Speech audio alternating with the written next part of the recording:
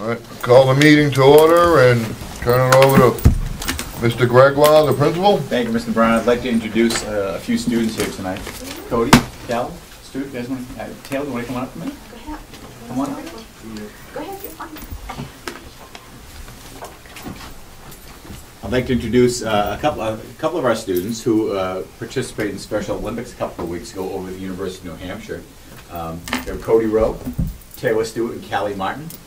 They participated in the Special Olympics. We're missing one student, Brianna McCarthy, who wasn't able to be here tonight, but I wanted you to meet some of our students who really took off and showed off over at University of New Hampshire. Came away with 7 medals, I think it was, and several placement ribbons for the whole group.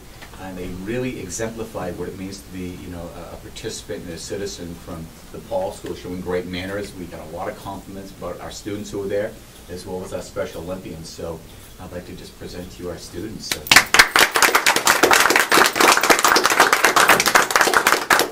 Cody's going to lead us off in the Pledge of Allegiance, if we could start with that. I pledge allegiance to the flag of the United States of America and to the republic for which it stands, one nation, under God, indivisible, with liberty and justice for all. Great, thank you. Any questions? Students turn around? Absolutely. Why don't you turn around there? No bunny ears. Any questions for our students from our board or anybody else in here? What was your favorite event? The Taylor. The 50-meter run. 50-meter run. And Taylor, what was your favorite? The running.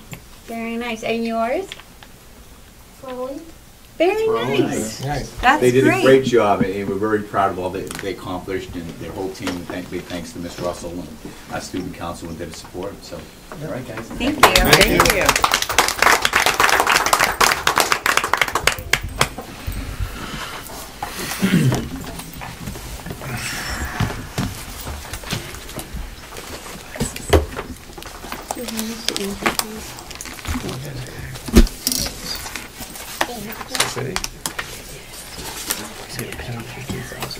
Wow, yeah, exactly.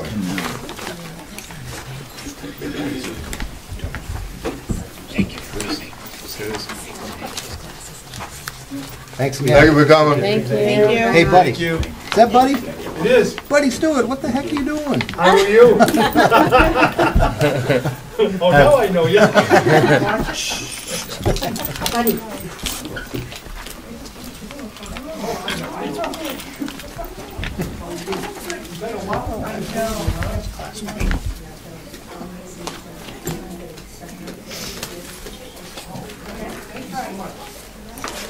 Amazing what you see when you don't have a gun. Oops.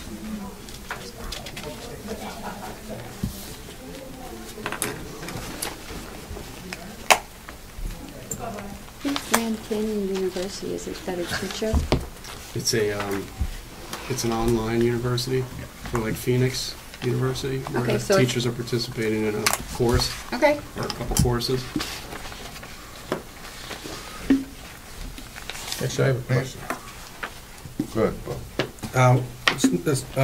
Basically, on DePrizio's, the GMC truck, I noticed lately that, not lately, but all the time, that we have multiple checks that we write out constantly. Is there a procedure that we go by that, why we can't just have a month's worth? I mean, is this paid in 1 month? I mean, just one check? It is one check, it's just multiple invoices. As you So that's all one check? Yes. Okay.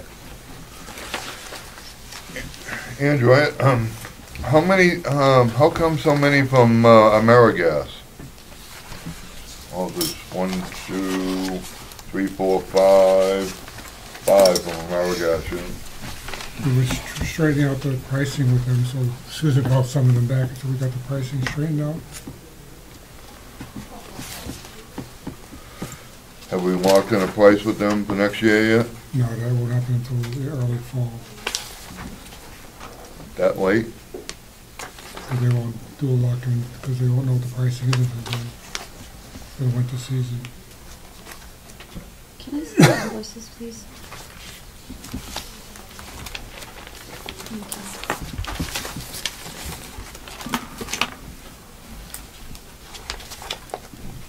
you.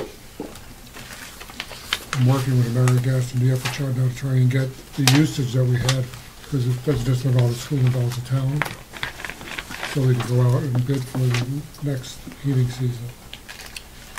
Okay, so the town and the school are gonna go out together? We've always done it together, yeah. I work with Teresa on that. And we got a better deal, of course, because the town. Because is more usage. Right. Is the invoice number on page 3 of 12? Invoice number 18671. Looks like a transmission or something. Is that I have to see what you're talking about. $4,834? So that must be on, like on a bus, it's no longer under its warranty or something. You talking about the Frizios too, One though? down, yes. Yeah. Basically, they all have to like $5,000 or more. Yeah, the total check, the figure for $9,000. $9,000. All these numbers here are individual invoices. But the 4,800, is that a transmission job? I would say. I have to look at the invoice to see what it probably is. And so there are some of the buses that are no longer under the warranty for the reasons of this. Thank you. Some serious maintenance. I don't think so. $10,000 a month.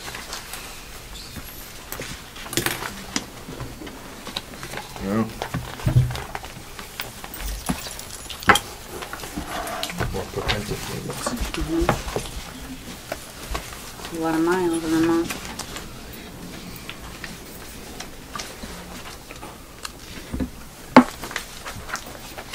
Everybody else get through these? Steve? Hmm? Everybody else get through these, I guess? Get through what? These signatures? No, I don't believe so.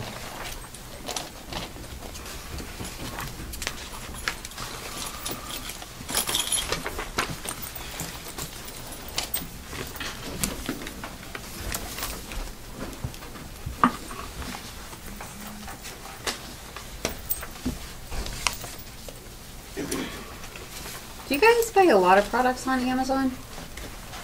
Yeah. Pretty much, it's great pricing.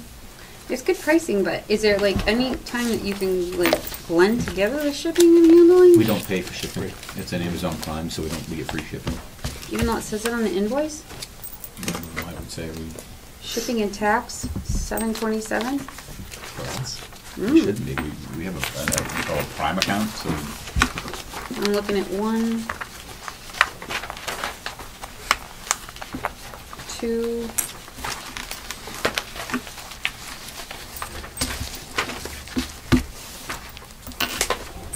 3. yeah.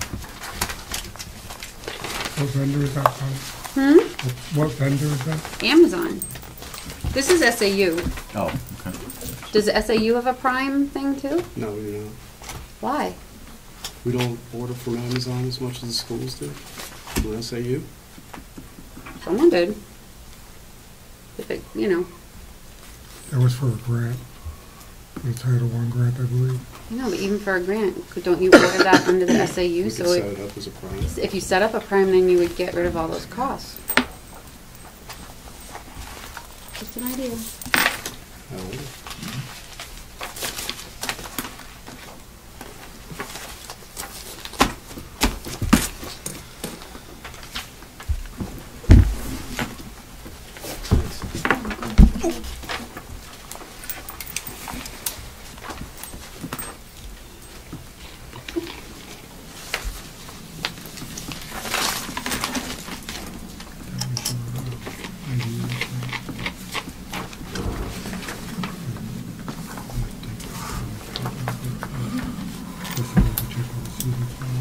Yeah. Two tires, $800. Those tires are expensive. Newer retreads. I think they know. I believe they know. That's actually pretty cheap then, I think DOT regulations Won't need that. call for for school buses. Well, no, I think you used to be able to put them on the back. but them on the back, but not on the front. But why are we changing tires in Brentwood? Stratum Tire is one of the state discounts, and that's where they're located. So we drive the bus all the way to Brentwood? Is it worth driving it there? That should go to, that should go to transportation. But is this the state price, the state bid? Yeah. $400 a tire? I think they use around between $600 and $700 a tire if you bought it out on your own.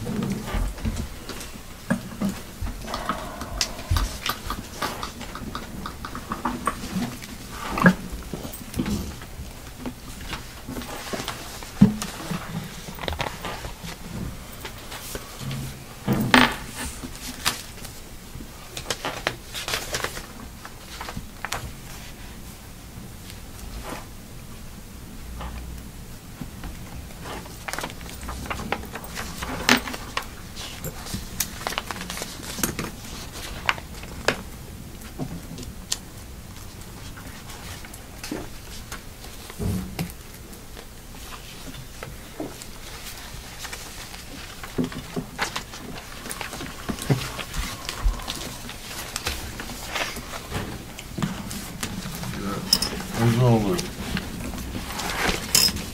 signed Andrew's copies that we need Page to 12 sign? and 12. I got up to 11 and 12. I don't have Yeah, it. don't have any over there? It's not 12. Just these two here? There's a page sheet. That's it, Just two? just those two. That's the oh my god sheet. The reason there's two manifests for the regular AP is because one's for 2014, one's for 2015.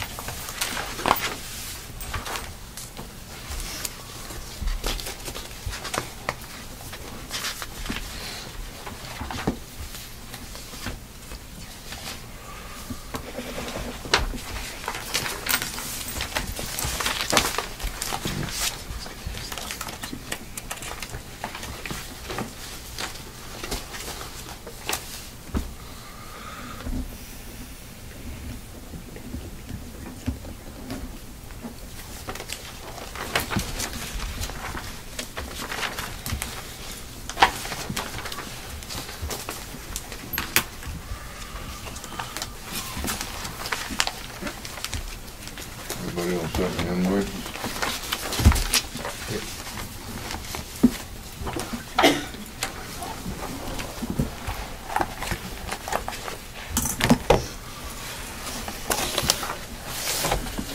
If everybody's all set with the manifest, can I have a motion to approve the manifest, please? I'll make that motion. Is there a second? I'll second it. Motion second, all in favor? Aye. Aye.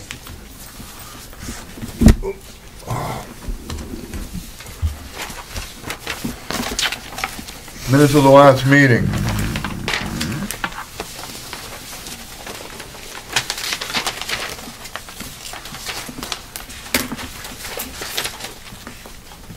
I think something in there that I thought should be changed.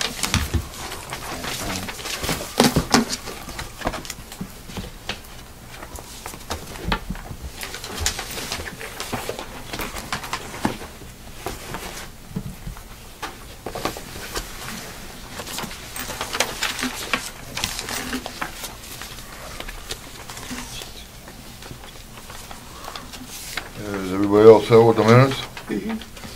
Have a motion to approve the minutes of June 4th, 2014. I'll make that motion. Is there a second? I'll second it. Motion second, all in favor? Aye. Aye. Aye. Is there any reason why we can't do the non-public now? And if not, can I have a motion to approve the non-public of June 4th, 2014? I'll make that motion. Is there a second? I'll second it. Motion second, all in favor? Aye. Public comment? Seeing none? I just wanted to know if we were gonna start work on the new parking lot this summer? Will that start? Hopefully, we're gonna be able to get something accomplished out there. It's just trying to get some bids in and.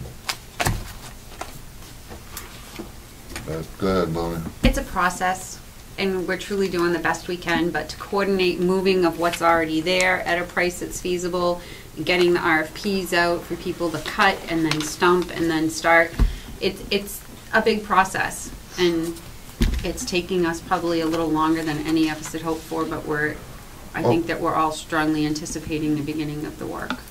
Have you received any bids for like the tree removal or anything like that? That's going back out to bid. We received one, but we can't accept that without 3. Is that right? No, we can. You could. We could. It needed to be something that was affordable. We changed the wording. And we changed wording on it because I guess we were under the impression that people who remove trees don't necessarily have the equipment to remove the stumps. Okay. It's just a process, yeah. And not to mention that, Mary, but we originally got an estimate for like $500,000, which included paving, the old parking lot and around the building, but we just thought that was way too much money. Yeah. So we're trying to, keep an eye on the bids to try to, watch our tax dollars. So, Priscilla? Is that woman going to take the mobile home that's on that property? I think last meeting you said that somebody was meeting with her, and I just wondered if that was... Should I say anything? You can. Well, I just found out at about 2:30 this afternoon that there may be a problem with her taking that. So... Okay. Once again, we had someone to buy it, but I don't know. Two different people, but once again, it sounds like that may fall through. So. Anybody else? Correspondence. Want to address that, Mr. Thank you, Ted? Mr. Chair. You'll see in your packet that we have a very nice thank you note from our recipient of the Wakefield School Board Scholarship, Tiffany Fifield. And Tiffany and her family have been invited to the 8th grade graduation this Friday to accept that. So I just want to make sure I included that whenever I get a thank you to myself and the board. Bonnie. Who's presenting this at graduation to Miss Fifield? It's already been presented. Right? It was presented at the Spalding Awards ceremony. However, it's also being presented at the Paul School 8th grade graduation. Do we have a write-up on Miss Fifield and who's doing that presentation Friday? I provided the wording that we had used to describe the scholarship and the congratulations to the board. And they can use that, whoever decides to present it. So once again, I'm asking all of us sitting here who is going to be at the 8th grade graduation and who has the availability to present the scholarship. I believe Mr. Fogg's going to be there. Mr. Fogg will be there, but he already adamantly stated that he cannot present the scholarship. So I'm looking at... I will be there, Bonnie. You will? Yes. Wonderful. Thank you. And I'll be there also. Thanks. Can I just ask about the process? This seems like it's titled the Wakefield School Board Scholarship Committee. So this came in front of the school board? Mm-mm. No? You want to speak to that? Or I can. You can. Yep. We had all of the applicants had to submit basically an essay with a writing prompt that was developed here through the school. All of their responses were reviewed by our two middle school language arts teachers, Mr. Gregoire, Bonnie, and myself, to determine the recipient of the scholarship award. That's been the practice. And that was a process that we set up last year when we took it over from the PTA, and we continued that process this year as well. Well, is it possible maybe next year the entire school board can be informed and give input on it? I was asked, so I guess I believe that all of you were asked too. But we try to only have one of us do it, because if not, then, we had the English teachers, Mr. Gregoire, and we had set up a committee of people that would do it. And so we followed that again this year, but if you want to reevaluate that committee for next year, we can do that, and we'll just make notes of it now. I just thought, if it's a school board scholarship, maybe the entire school board should be involved with it. We can gladly rearrange the process for next year. I mean, for the board to review the. If there's an established I would protocol. prefer that, quite honestly. That'd be a good idea. I mean, I don't want to go against protocol, but There isn't an established protocol. It's actually made it a little more detailed this year than it was last year, so we can always get better at it. yeah. Okay, thank you. And congratulations to Tiffany. Mm-hmm.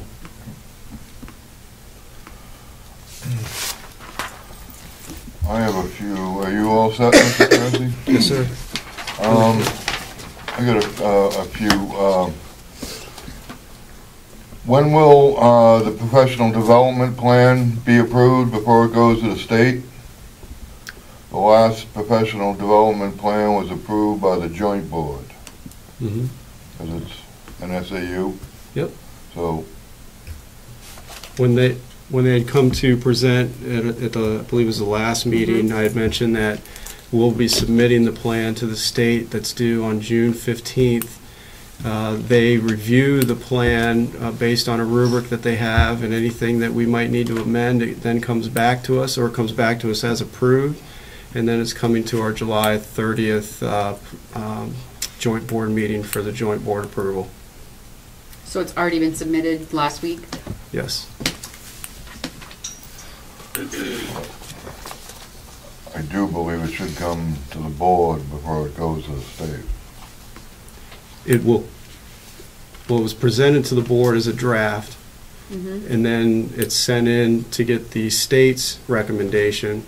Then it comes back to us, and then it goes through the approval process with the joint board.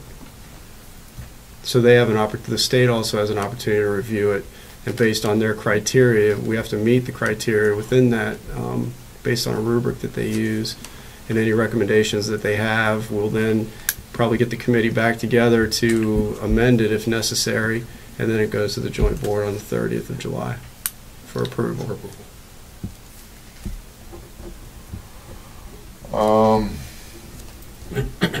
People are having a hard time finding the minutes to the policy and facilities committees on the SAU website. It'd be under school board minutes. And you have the subcommittee folders there. According, policy committee is, the last one was March 19th. It's on the website, and facilities is April 2nd. So it needs to be updated. Correct. But so it's not a problem finding it, it's a matter of updating it. Right, they're not. Okay.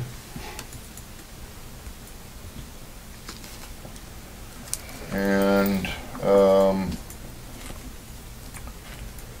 the question about the Math and Focus, meeting, What is that question for those of us that don't know it? well, I was about to, the question is that we were told that, there were certain people gonna be there, West Ed, Department of Ed consultant, and the math consultant, and it was a representative from the Houghton Milford, the company who distributed And how come that was changed? It was never changed. I don't know where you're getting the comments. Because that was my understanding also, is that supposed to have, West Ed was supposed to be. No, sir, we were just having the company that puts out that textbook and that series come and present and do the professional development. That's the standard practice. West Ed is not affiliated with Math and Focus, where they provide professional development for a specific program. And the Department of Education also wouldn't come and present on a math program. So we brought in the people that actually sell the program as well as provide professional development for the program. Can I just, so our math program is like an enterprise sold to this education system? It's Houghton Mifflin is a publishing company that has, thousands of series that they sell to school districts or other any other organization that's requiring textbooks. And prior to them putting it on the market, who's approving their method? I mean, who's approving what they're selling? Them? I mean, is it like is it a conglomeration of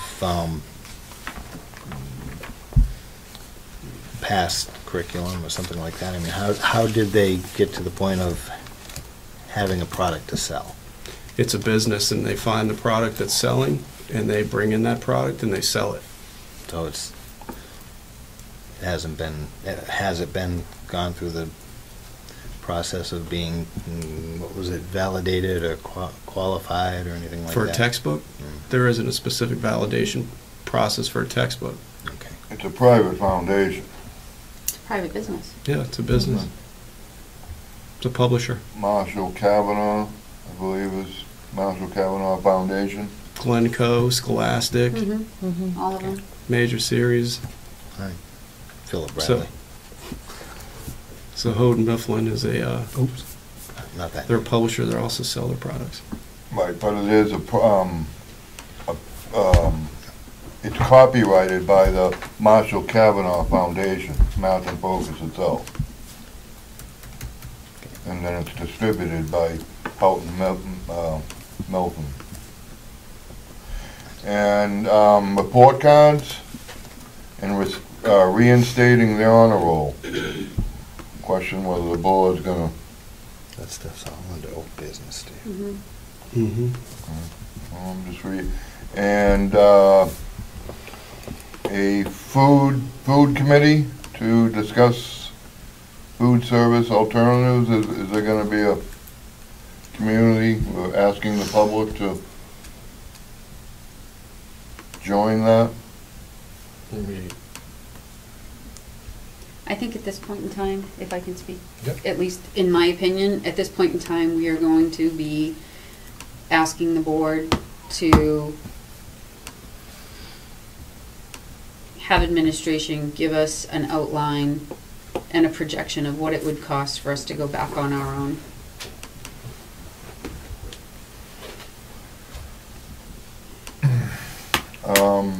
Superintendent evaluations is another one. Under Is that- correspondence? Is that, and that's a mandated procedure? No. What are you asking? Is it?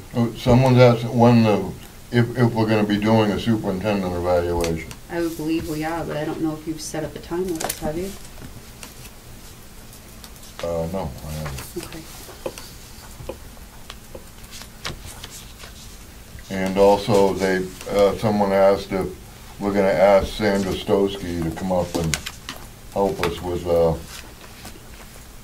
standards. I thought we said we were doing that.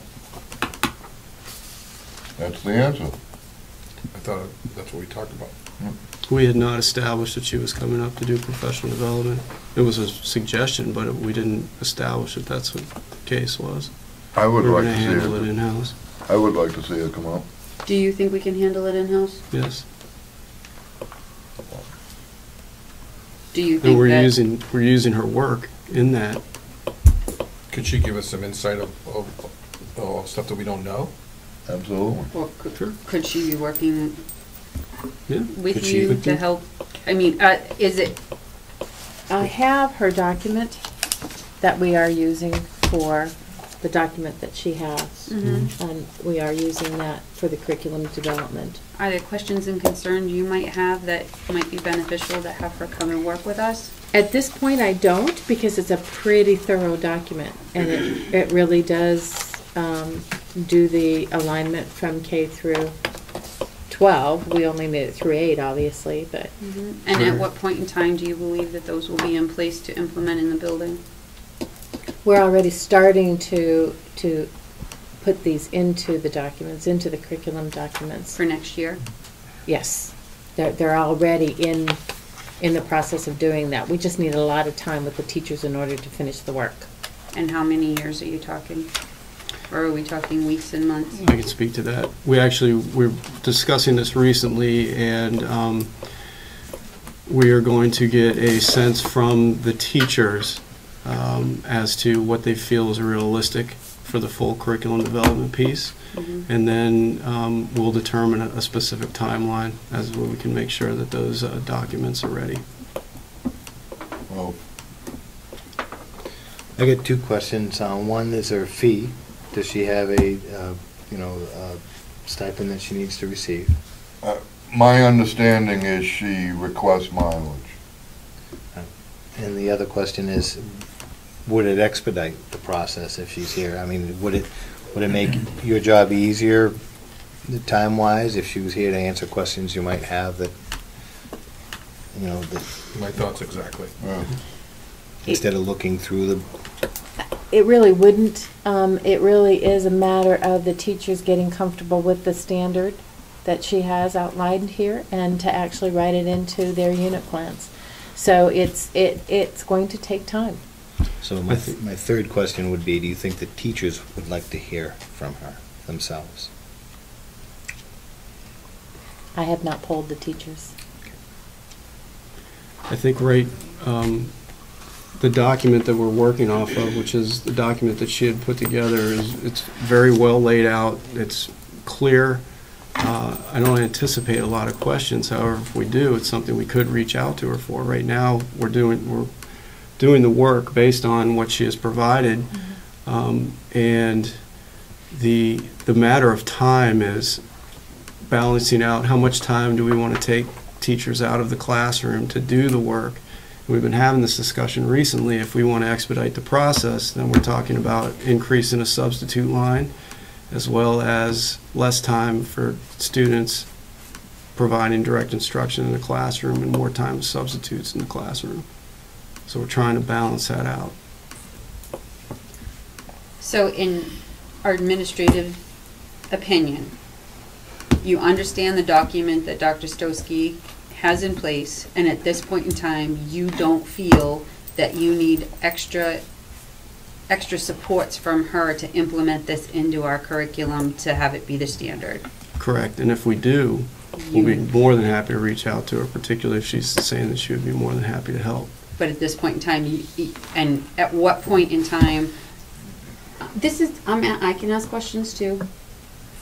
At what point in time are you going to be able to give the board a clear-cut answer on how long it's going to take? Like, is it going to be next fall? Is it going to be a year from next fall? And if it is that, my second question on that is, what do we use until then? What we have been using. What teachers have been using until then. And what we're also using is, as the teachers are developing their units based on the new standards, they're also implementing those units. So as they develop them, they use them as well. So it's you develop it and you put it into practice. Well, Go ahead, Bonnie. So as you replace what we're currently doing. But for the public and for us, the teachers were in process of doing this already. So it's not anything additional that we've asked of them. It was something that they were in process of doing already. Maybe they had to backtrack a little bit to maybe start over to insert what we're asking for. but they are going to be on the same track as they were before. Pretty much, they're just going to have to relook at the standards, how they are, how she has put them in the document, and whether or not, where they fit in the units that they've already created. And then from that point, they can go forward. So it's a learning process for the teachers because they're not accustomed to the Massachusetts standards. Well, Last question on this subject for me is, would it help the school board if Ms. Stosky came here? mhm. What would she help us with? Understand what she's putting out there. I mean, there may be things that haven't been addressed and that we're not aware of because they haven't been addressed that she could point out.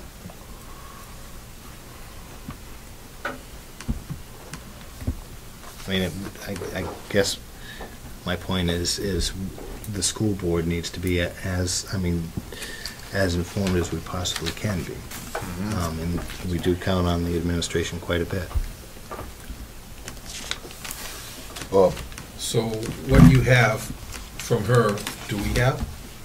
no, It's online. you can get it online, but we, It may be part of that document that I had multi-copies of too, which I never got a bill for, by the way. We'll get the board a copy of those if you'd like. Have like that? Could you please? That Mhm. would be Sure. beneficial, just so that when Absolutely. they say, what did you base it off of? I'm going to be able to say This document. this. Sure. Right, because if she comes out here, I'm not gonna know what to ask her anyway, so. May I? good. The one thing that I've really been trying to work on is minimizing the number of consultants that are coming in, because consultants come in with their own opinions as to how things should work, and that can fragment professional development and confuse the process in general. So we've been working with the same consultants that have developed credibility in the building, and so we're very cautious to bringing in new consultants because of the differing opinions that might change exactly what we're trying to go for. Well, Different opinions make the world go round. I understand that, and I'm not Yeah. opposed to it as long as it's for the right reasons. So, But we're reading her stuff right now. why, Correct. so why wouldn't that be the right reason?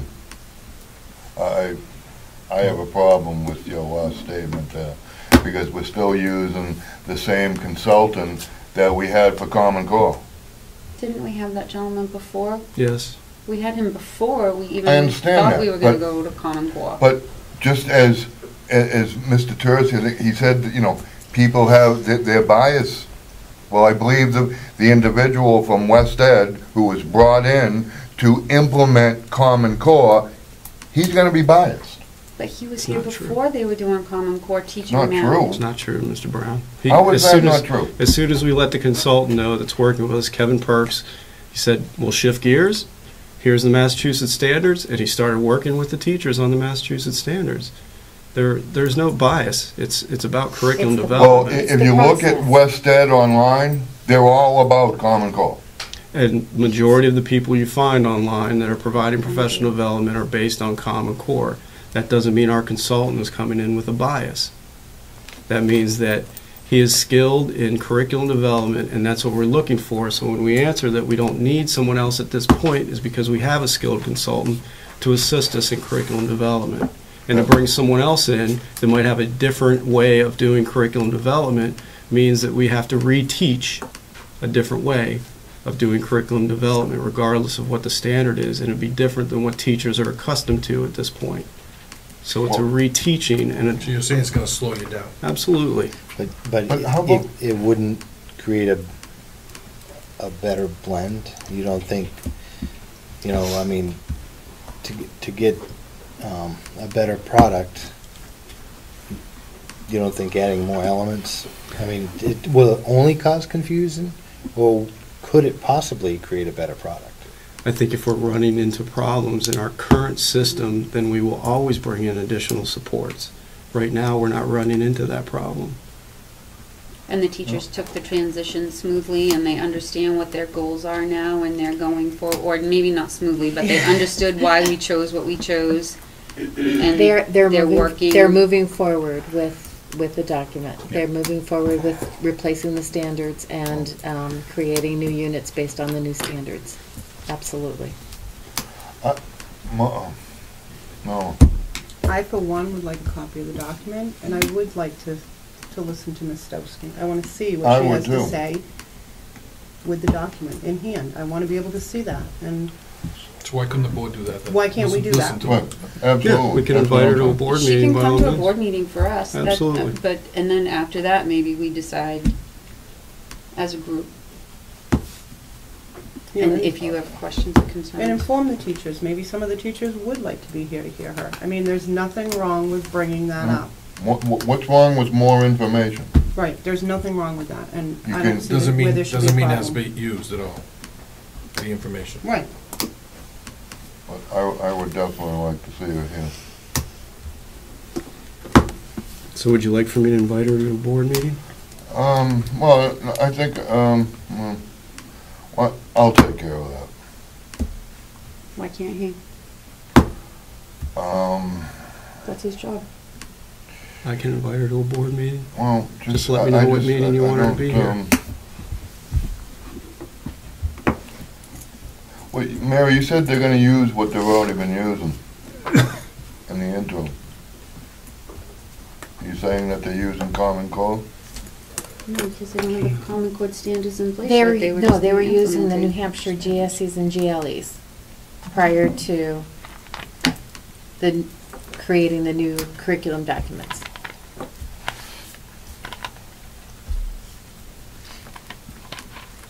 I'll make a motion to ask our superintendent to reach out to Ms. Stosky. You can do it yourself afterwards, but, you know, as an official motion, I'd make to ask our superintendent to reach out and try to schedule Ms. Stosky for. Okay, well then my next question would be, would a board meeting be the appropriate time? Why not? It's Because- public, everyone can hear it this way. All of our questions and concerns, and if we all have that document and we're prepared, people who want to hear her can come. People who can't be here can still hear her through the cameras. It would be the perfect opportunity. Well, because I just think, you know, it's probably gonna take a longer period of time than would be appropriate for a school board meeting, and is she gonna wanna look at what's being worked on at the present time? I don't know, are we inviting her to look at what's being worked on, or are we inviting her to tell us about her document? I'd like to see both. I don't know, we're having a discussion without a second for discussion to my motion. I'll second it for discussion. Oh, okay, thank you, Steve. Does that make you happy? That does make me feel much better. Okay. May I? Go ahead, Monday. So I asked the question, so what's the intent of her coming here? You're saying, Mr. Brown, to evaluate what we're currently doing? Or to come and present the document that Norm was asking for, that we were going to provide for the whole board, to basically, she could come and present to the board and give the board professional development on the Massachusetts standards and the document that we're utilizing. So what's the intent of the invite? So when I invite her, I can let her know. She may, the day that she hops in the vehicle and heads this way, she may find something new that she wants to share. I mean, I would ask her to share anything and everything she found pertinent to the education of our kids. You know, I mean, whether it's current or past or future. You know, I mean, she may wake up tomorrow morning and have a vision, like an awakening or something, and say, this is the solution that we don't have, nobody's heard about yet. But Specific to Wakefield. Specific to the bettering the education of the kids, I would say. In Wakefield. Well, anywhere, but Wakefield for us. Well, I think what Norma's asking for is gonna take a little bit of time, but I think what you're asking for is gonna take a lot of time. Bonnie.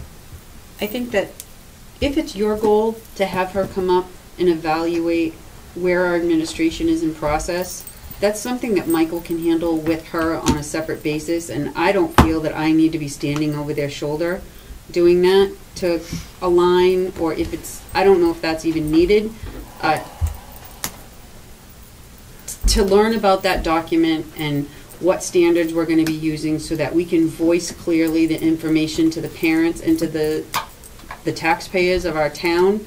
That's fine for me, but I don't wanna get into, it's not my job to stand over the shoulder of our administration with someone that they're working on their model.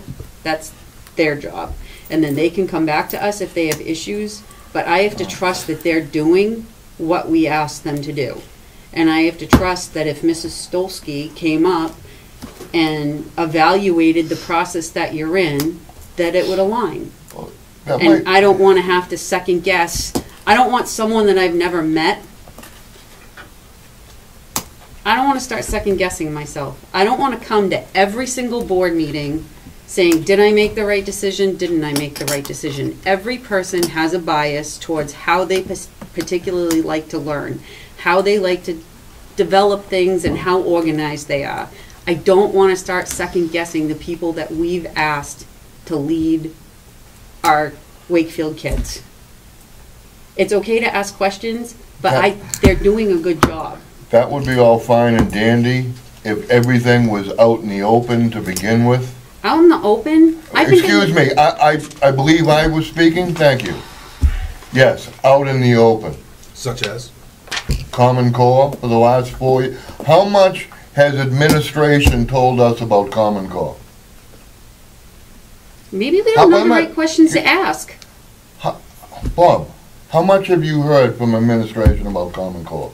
And they were already implementing it in this building. It's been going around for quite some time now. And how much information have you received? I did a lot of information on my own.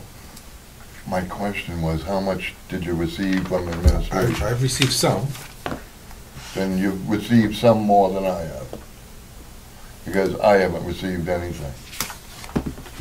So, you know, if everything was all in the open, then I could agree with you, Mrs. Seal. What else is there? But where things haven't been out in the open, and this is just being jammed through the back door, I have a problem with that. Which, yeah, it comes down to, you start wondering, you know, what's going on, and can you actually, there's been a loss of trust. I was going to say, because is it trust? Are you having trust issues?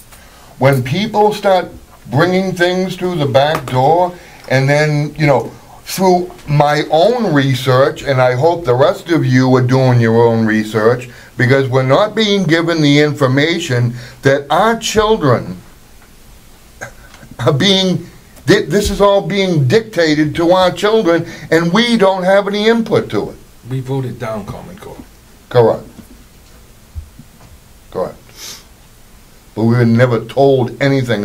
The only thing that we were ever told was, it's coming. We were never told what's coming or when it's coming. Good, Barney. I think Barney had her hand up first. No, you know, like I said, if it was all in the out in the open, this is what we're bringing in. This is why we're bringing it in. Well, I have issue with out in the open all week. I have a school board email address. I've asked everyone on this board and the public in the minutes to only send school board information to my school board account. If this board wants transparency, you need to have everything out in the open. I don't want anything sent to my personal email. All of you know my school board address. I'm going to forward it to whoever I want to forward it to. So if you think I'm not going to tell somebody, or if you think that I'm not gonna be like, why is this conversation going on and what's going on, all the bantering, all the harassing, all the information pushes, it's all well and fine. Send it to a school board address, because if you send it to a personal one, I don't find that transparent. I find that that's backdoor, it's deceiving, it's not giving everybody the information, and it's not right. So if we want everything laid out on the table, Sandra Stosky is great for that, but you can also talk to people that are so pro Common Core and they have decisions made and why they're making it. There are both sides to every coin. We've made our decision to not go by it, but to berate our administration every time we have a meeting is extremely unsuccessful and unprofessional on our part. And if there's trust issues, we need to get that out on the table, clear the air, and either move forward or clear cut. You're going to berate the administration? No, but some people do. Every time you come to a meeting, you feel like you're walking on eggshells in here, and it's absolutely ridiculous. And it's getting worse. It's getting worse every meeting. We come in here with no communication between any of us. That's right. That's right. And as chair and as vice chair, there should be communication. There should be agendas being planned. There are things that we're missing as a board that aren't being done because we're worried about the jobs that we're paying the people the big bucks to do. And if it's a trust issue, go to the SAU. Make a phone call. Don't send an email. Get your ass in the car. Do what you got to do. Make a phone call and get it. And stop bantering on email and doing all this other stuff and getting your stuff done. And if you have I get all my questions, stuff done. I hope you're not trying to suggest I don't get my stuff done, Mrs. Hare. I'm not saying. Because I'm doing my stuff plus a lot more. Mm-hmm. And, you know, but communication between all of us is poor. We come into these buildings, there are times I come in and I don't even know what's being brought up. Some of the things have never even been discussed with anybody, but yet you expect to vote with no information. So it's difficult to be in this situation when you ask for information and you get nothing, whether it's from other board members or from the administration. That's right. Well, just like I asked to see the agenda before the cutoff date. Did I get it? No. Once again, I didn't get it. I got it after the cutoff date. I would think that you and I would be in communication trying to set up agendas with Michael, and it's like, I don't want to step on your feet, Steve, and say, hey, you got to call. You got to make that phone call. To me? No, I made the phone call to the SAU. But you should talk to me, and you should express that to all of us, and we should be getting together unified, not segregated, all in a different plan and a different avenue. We should all be working together for the district. No, we should be working for the kids. Can we move the motion on the Can we move table? on? What was it? Motion was to ask our superintendent to invite Ms. Stosky to a meeting. Motion and second, all in favor? Aye. Aye.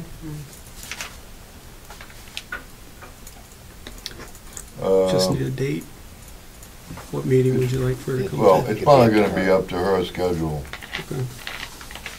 pretty much, and she may not be able to make it up here on one of our dates of our meeting. For the summer too. Well, so that bears the question, would we be willing to amend our schedule to meet her on a date of her ability? We may have to, just call another meeting. That's what I mean. By I thought you meant move a meeting. We may just have to call an additional meeting. Okay. Thank you. So just for clarification, I'll be asking her to come to present her curriculum document to the board. Well, So I would ask her to clarify some issues that the board has, Right. that are sticking points for the board. You know, I mean, if she has some evidence of what's wrong with Common Core, I'd like to know what's wrong with Common Core, other than being, in my opinion, it's just making everybody more common as opposed to individuals. But that's my opinion. I don't know enough about it. It hasn't been, to Steve's point, it's just something that we don't know about, so how can we embrace it? So we'll get the other side of the story, and then maybe we'll get pro-Common Core side of the story. To be able to ask her questions. I'm just trying to think of the questions she's going to ask of me. I would think that the core group of us would be putting a list of questions together that, so she could come prepared. And I would think before you make your phone call, we would all take 20 minutes or a half hour out of our day and say, what questions do we want to know? After we have time to read the document. We should all take the time to read the document, highlight our questions, and then put them on an agenda so she knows what we're going to have, so she's not blindsided and unprepared to answer the questions we might have. Right, because this could last a long time. Mary, you have the document with you this evening? Hard I copy? do. I do have a hard copy. Would you like me to Is Mr. make Byrne, you going to copies? make some copies? Is that the 2013? February 2013. So I think that is the same document that I had asked to make multiple copies and share with the school. I'm gonna double side it with you guys for you guys. Yes, if it's please. okay with you. Just in case. It's It different. isn't, it's not. I said just in case it's Oh. different. But you can leave with it this evening so you can start your reading. Thank you. I think it's the same. And the other question that I received was about the smarter balanced assessments not being validated. Oops. I don't have any information on that, Mr. Brown, because the state would go through the process of validating an assessment that they adopt. It's not something we would look at as a local district. Well, it is by RSA. Correct. That's not our job. It's the state's job to do that. Well, but we don't, I mean, it's been clearly stated you want to, do everything by according to the law. Well, according to the law, they have to be valid and appropriate. So, and if they're not validated, to implement them before they're validated, that would be in violation of the law. So. That's true according to the law, so that's a question for your legislature or your state. Well, no, it's really a question for here. Because are we violating the law by implementing something that hasn't been validated? We're not at all, because we would be... Yes, they're doing testing now. They're doing pilot testing right now. Not We're in not our part district. of the pilot. No, we're not. So we're not doing the testing. New Hampshire can do it wherever they want, but Wakefield students are not part of the pilot. We are not doing Smarter Balance right now. And if they are, No. Pilot testing is just going out so they can assess the test, is basically the way I read it. And that's part of the validation. And again, is the way I read it, and correct me if I'm wrong, that is part of the validation process for these tests. That's all he's saying. It's not that we're not taking it. We weren't part of the group that was chosen to take that. It's just part of the validation process for these tests. So they're saying 2015, 2016, I think, is when it's going to be implemented, or 2014, 15 Spring of is 15. when it's supposed to be implemented. But is the pilot testing going to be completed? Are all the assessments going to be completed? And is it going to be validated before we have to put it into place at the Pulse School, is what Steve is asking. And I would think that the educators would get notification, the administration would get notification that it is valid, and yes, it's able to be used, is what Steve is saying to Mr. Tercey. He's not, that's what has to happen. It's a process to make that happen. So at this point, it's not. And at this point, Right. it is not validated. Nor is it being utilized. Well, it is for pre-testing. It's being utilized, but not like utilized. Yeah, It's there for pilot isn't any testing. scores that are being Right. sent out, or... It's going through the process. Yeah. It's a process, It's a just like process. anything else. It's a process. So there's a chance it could not be validated by 2015, in which case the Wakefield students would not be required by law to take that test, because it is not a validated test. didn't we discuss this last meeting and we came to the same conclusion? Well, that's what we're discussing, and that's what he was asking. So nobody's going to know until the process is vetted. So why are we bringing up again if we already knew that? No, we didn't, no, I would disagree that this was all taken care of at the last meeting. I thought at the last meeting we discussed that it was a pilot, it hasn't been evaluated, and as soon as we go to implement it, we said, Michael, make sure that it's been validated and everything is in accordance to what it has to be in the 3rd, the 8th, and the 11th grade, right? Is what we had said? The validation process happens at the state, and we would be notified if it wasn't That's right, before we implemented it to the validated, so- students that would have to But at this point, take the it. plan is that all students will take it in spring of 2015. Mhm. So the But state's it's doing in- their work, and It's in the building now. It's it in is our not in building? this building right now. They're not doing pre-testing. No, they are not. No, They haven't done any pre-testing one We whatsoever. were test. not part of the pilot program. If it's in this building, then it's against our knowledge. What? Last year we did. A pilot? Last year we did there was a sample test that was given to us, we were told we had to take For all the students. for 6th grade. So that was last year. Correct. Okay. Question was, it's in So the nothing building this now. year at all? Nothing No, this year. no, sir.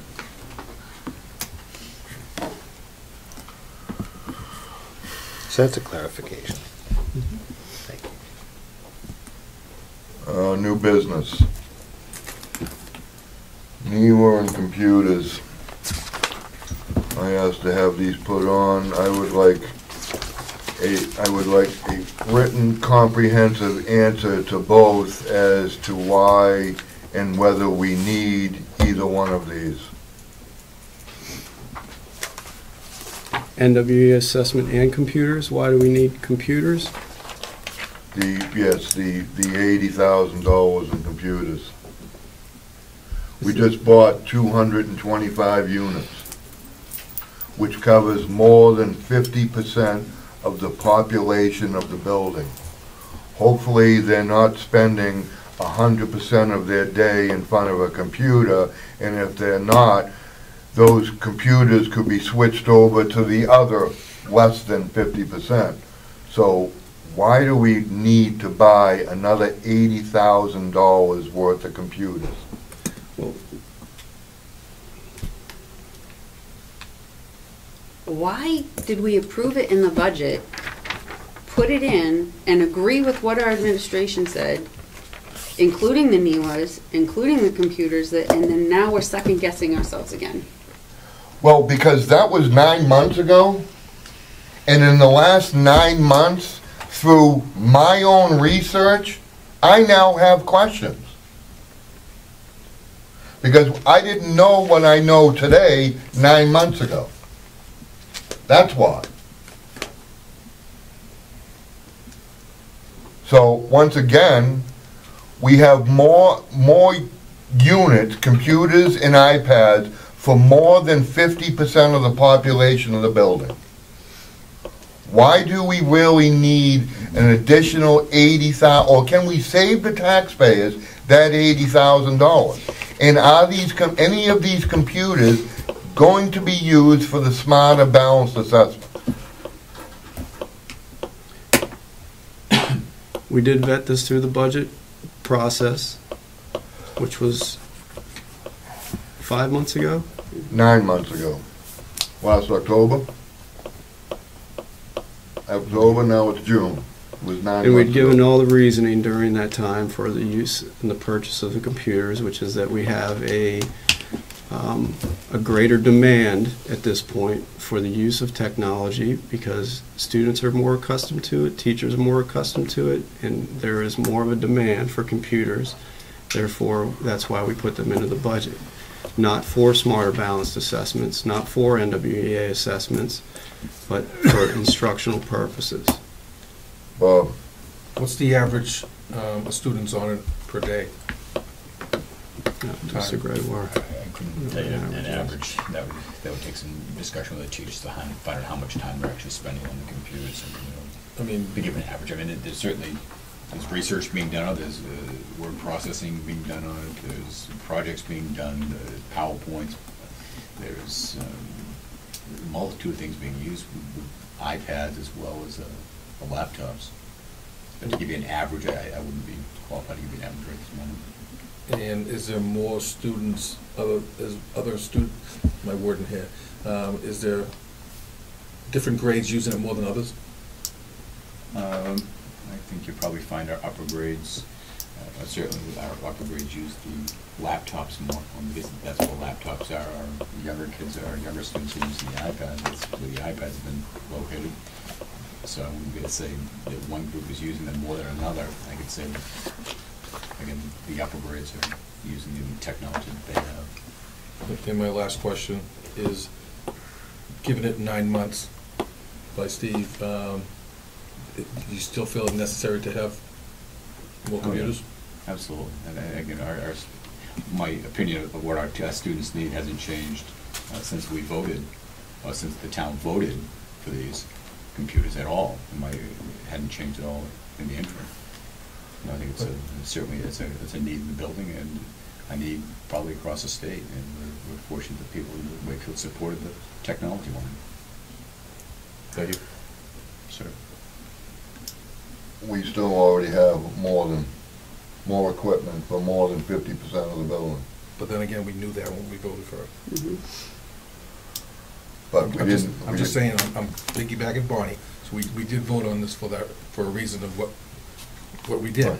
But just like, okay, and for the NEWA, the question was asked, why do we need the NEWA? Mr. Terzi answered that those were for the national standards. We're not using the national standards anymore, so do we need the NEWA? And that's what we need to reevaluate as to whether we're going to actually be able to utilize NWEA assessments, because they're based on Common Core standards, so we might not even be using those assessments at this point. So then things could change. But the only problem is, as of July 1, these things can be purchased. So, well. It is possible to get a better assessment tool and provide it to the school district. Is there anything illegal about that or improper about that? If somebody, say, I woke up in the morning, had a brand new idea and said, these are great assessment tools, and brought it down to the SAU and said, can we try this? And it worked out wonderfully.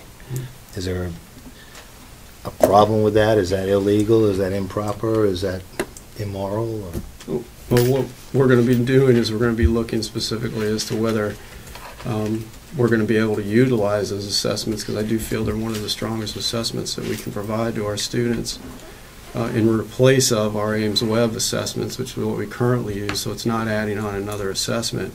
However, we might not be able to purchase these assessments because they are aligned to Common Core, and with the board's vote, it basically negates this assessment. So we need to find out as to whether we can use NWEA for other standards outside of Common Core, and those are some of the things we're going to run into down the road. This is I was looking at, whether we could save the taxpayers some money here. That's $100,000. Those two items are $100,000 between the two. Go ahead, Bob. When were you planning on purchasing those? We wouldn't be able to expend those monies until after July 1st. So, but I mean the actual purchase of them. It's a license, so at any time, whenever we pay the bill, we get the license. Bonnie. So, just follow up on that. So with the amount of money that's in the budget, if it's not NWEA, we can purchase a different assessment utilizing those funds, or we stick with what we currently have, which is a non-standards based local assessment that provides us only skill-based results. But how many? Which is Ames. Which is Ames. Yes. How many assessments do we need? Not a lot, but we need the right ones. But how many do we already have? Ideally, you should have three assessment points. You should have a state assessment, a local assessment, and a classroom assessment to determine student growth. Right now, we only have two, and we're trying to put a third in. Bonnie. Paul School used MIWA before. Several years ago. Okay. And it was standards based then? Yes. So if the students in Paul School were not Common Core based, but standard was based, and were successful in that assessment then, what has changed now? If children are still required to learn the same thing, it's worded differently, but the end outcome is the same educational values. Maybe some has more catered to this or more catered to that. Is it preference of administration which test we use? Like, because we had NEWA and we had NECAP, and then we got rid of NEWA and we went to Ames. It's like is it just preference? Because it seems like Yes. if it's just a preference thing, maybe Steve's right, and we need to evaluate and just say, okay, we don't want our kids sitting in front of a computer for 30, 40 days a year doing tests. Let's pick one that's going to give us the best information with the education that we're providing the kids, and that would be what you would need to do. Because I haven't taken these tests in a very long time. I remember taking them as a child, but I haven't taken one in a while. And maybe that's something that we could ask for them to come back to the next meeting before the July 1st and just say, with what we're... There is no meeting, another meeting. Well, we can hold off on purchasing it. Well, that's what I'm saying. So, just because the monies are available first thing in July doesn't mean that you have to spend it the day it's available. Maybe we ask them for, the 20th or the July 16th. Maybe we say, could you reassess what we've got planned? And let's only have the kids take one test a year. Whether it's NEWA, because if it's still the same outcome, the standard might be different, but they could be learning the same thing. Just, am I totally wrong on that? No, because it seems like Stotsky says it one way, Common Core says it one way, it's implemented this way or it's taught this way, and it brings the curriculum into the instruction. But in the end game, we all have the same goal. Read, write, arithmetic, science, social, it's all the same. Am I wrong on that? Nope. Because if I am, just clarify that for me. So it could be Ames that would be best, it could be NEWA that could be best, maybe Smarter Balance because of wording, or, I don't know. Do you remember that there was a test that if you said sub instead of hoagie, because it was based out of a different state, and they called it pop, we called it soda, someone else called it tonic. And I remember when we were on the board, we were having that issue. So whatever test is best for our children in Wakefield, just bring it to us. That's the whole point behind this, what's best. But like I said, if we're not going to be using this, can we save the taxpayers some money? Just, I'll be quick. It's just like the computers, for example. How many years have we been told technology, technology, technology? And then the state comes down and gives us a computer-based assessment. I think that's just the way the world's moving. But printing companies are becoming obsolete. No. The state can't tell you give you some, or tell you will do this, and then do not fund it. That's an unfunded mandate. That's illegal by the RSA. So if we didn't have computers, how would they implement their smarter balanced assessments? Because it's a computer-based program. There would be a written form if schools couldn't do it on the computer. How do they do that then? Like if it bounces one question forward if they get it right, and bounces one question back if they get it wrong, how would they do that? How would they be able to do that? Right. Not on a paper format, they can't. It wouldn't be feasible. It wouldn't be the same test. So that's kind of an irregularity right there, right? Because not all towns have the support of the people for technology that we have. Not necessarily for that test in particular, but not all towns have that. Then if they can't bounce them back and forth, maybe we ought to use the paper one. What can I get to Mr. Fogg? I'm just curious about where the assessments that we were using previously have fallen short. Are there points of that previous assessment tool that is not likable or embraceable? Maybe there's a list of them that you could give the school board that could help us understand your position. I mean, you did say it was administration's preference as to what assessment tool they're using. I don't have a position. I've used NWA before, so that's from experience as to what it provides. However, it is a standards-based assessment, and it's based on current standards. So that allows us to determine where our students are at that time based on the standards that they would be assessed on in the state. However, it allows us to determine a student coming into the school in the fall, where they are based on those standards, and then determine how far they've grown in the spring based on those standards. Currently, we use Ames Web, which is a skills-based assessment, which determines the skill, but it doesn't apply the content knowledge. That is also another part of a standard. So we're missing the content knowledge assessment piece of an overall assessment. So we're missing a component when it comes to assessing students based on what we currently have as an assessment. But don't they need to understand the content before they can become skilled?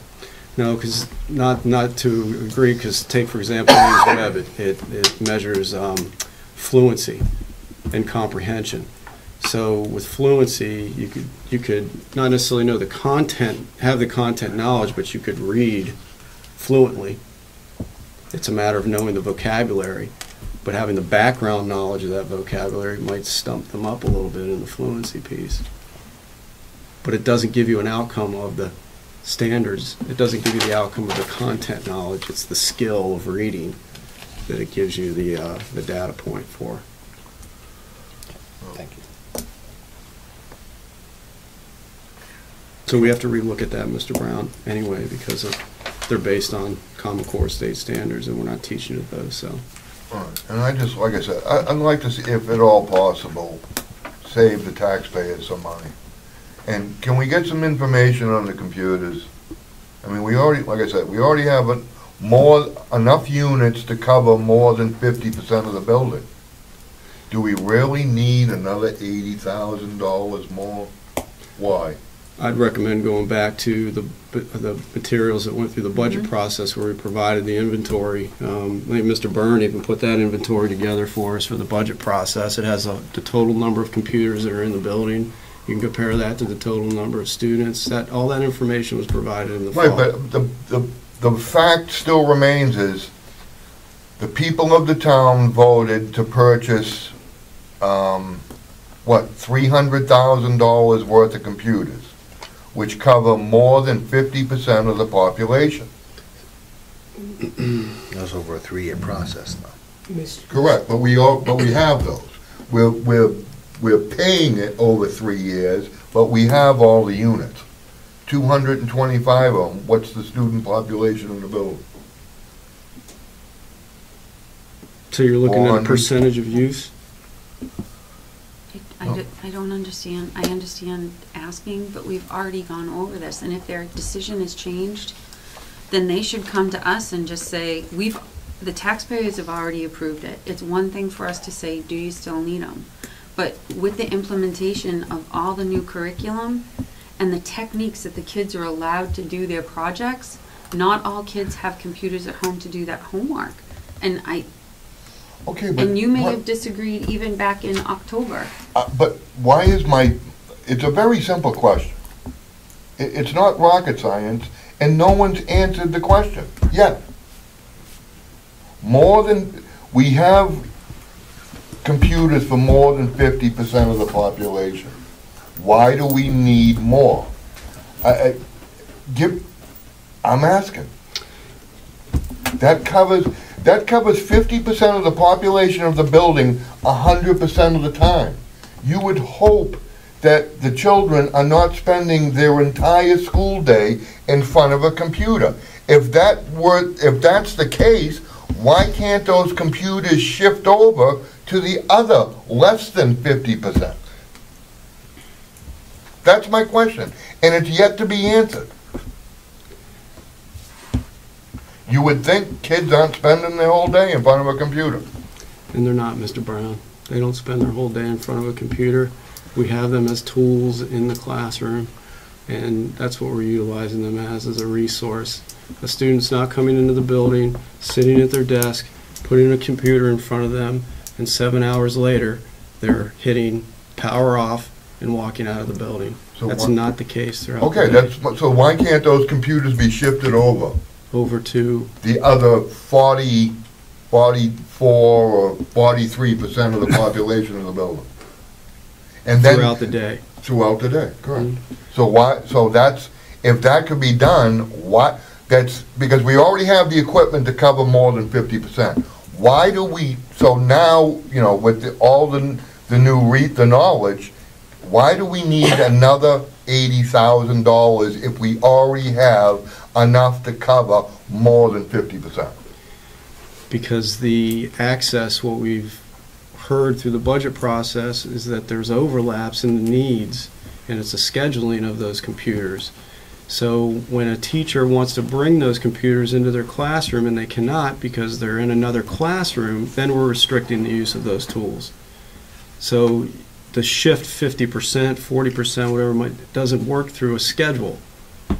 And ideally, we would have computer access for a student, every student in the school, anytime they wanted it throughout the school day.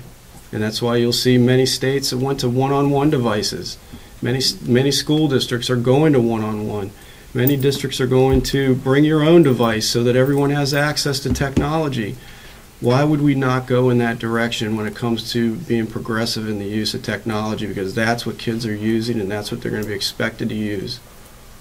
And that's what they want to use. Why would we not provide them a tool that they thoroughly enjoy? Because it's someone else's money. But it's for the kids. And people have voted these monies in knowing that this is for the kids. Go ahead, Bonnie. I believe in the budget, a large portion of the $80,000 was actually for this room. It was for this library. And it was iPads, so she could have her own iPad cart, because publications for research are dwindling.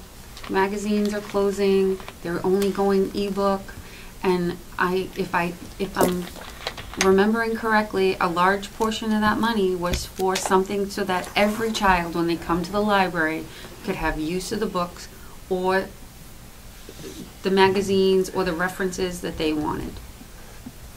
Also meeting for the other teachers to sign out when they sign out when they needed it, and that's not the only thing that it was for, but I'm sure that I'm pretty sure that was a huge chunk of it. Replacing aging equipment with devices that are able to we're able to keep up with the technology we put in the building for the faster speeds. Mm-hmm.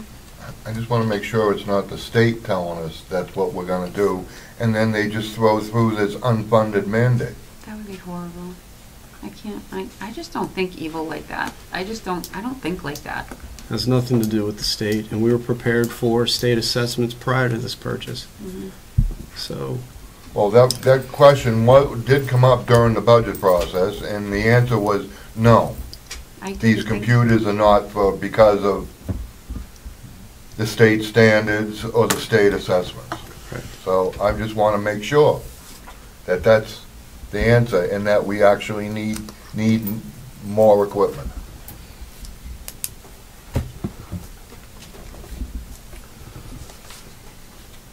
Administration, curriculum coordinators report. Any questions on the report? Yeah, can you explain the response to instruction workshop? Mm-hmm. So, in response to instruction is really just personalized learning, learning strategies for teachers to be able to answer the students' need during the instruction process. So, getting them information and help in looking at how the students did on a particular assessment, say it was a spelling test, and what the teacher needs to do to reteach that spelling to those particular children that didn't learn it the first time, what to do with those kids that are already excelled. So it is a true response to instruction in that it helps the top kids as well as the kids that are struggling. And understanding the strategies on how to do that. Bonnie. Emails this week in regards to an email that you sent out asking someone to participate in a summer summit that was based on Common Core or what have you. Can you explain that to me and why it was such an issue? I don't understand I wasn't part of that email chain, so I don't know what Actually, you're the one that sent the email. No, I sent the email as far as the summer summit because it's a statewide educator summer summit put on by the DOE. It is not based on the Common Core. It's, Well, it is. No, it's not. is it just, I'm sorry, Mr. Brown. when you go to a session like incorrect. that, at least when I did, It says it right in it. it could have the words Common Core, it could have Stotsky, it could have whatever. But just because that's in it doesn't mean that the whole thing is based on it. It's to give the teachers professional development on how to teach new techniques in the classroom to specific areas. Is that right? Correct. It's the actual focus, I believe, is just on transforming educational processes in that bringing new technologies, just like you said, new technologies and strategies into the classroom. Okay, so I guess what I have to, and if, as a board, we said we didn't want Common Core, does that mean we're not allowing our administration or our staff to do anything that has those two words in it from now on, and we're gonna question everything they do? Why are we spending money Because our on teachers, Common Core? it's not. We're sending people to Common Core summits, conferences. I mean, look at the money there's one in here for over $7,000 in travel. They can And- pick, they can and- pick and choose though, right? But it's all Common Core. State academic content standards. That's Common Core. Summer summit. Mhm. Do we have the schedule yet? No, we don't. Mary's gonna hand up. Mary, The district is not paying for that. It is a grant from the DOE. So you are not spending any money at all to get teachers there. whose money is it? That makes me It's feel worse. from the Department of Ed. Which is really our And- money as taxpayers. And the Department of Ed has no money. If you go online, they clearly admit they have very little resources. So where's the money coming from? It's federal grant, which is problematic for me.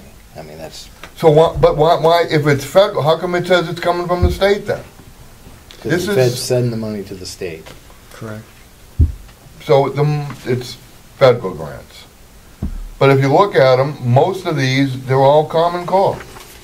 I don't understand why we would be sending staff to something that we voted to reject. Well, we don't know if anybody's gonna pick any of those though. I have a question. Good, no.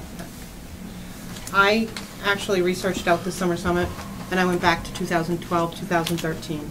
They were at, I think it was 2012, I don't have the materials in front of me. That entire summer summit was based on Common Core curriculum. 2013, the bulk of that summer summit was based on Common Core curriculum. That is why I asked you the question, because why would we take grant money and expend grant money for something that we're not even going to be implementing in this school? And I understand, Bonnie, everybody has the right to go to these workshops. I totally get that. But why would we want to take money from the federal government for grants and use it on something we're not even going to use in this school? It makes absolutely no sense to me. No. Find other workshops, and I'm sure there's others out there that we could attend that will benefit our teachers, and they're going to learn something that we're going to actually implement and that we're going to use. That's the basis of the discussion, and that's why I asked you the question.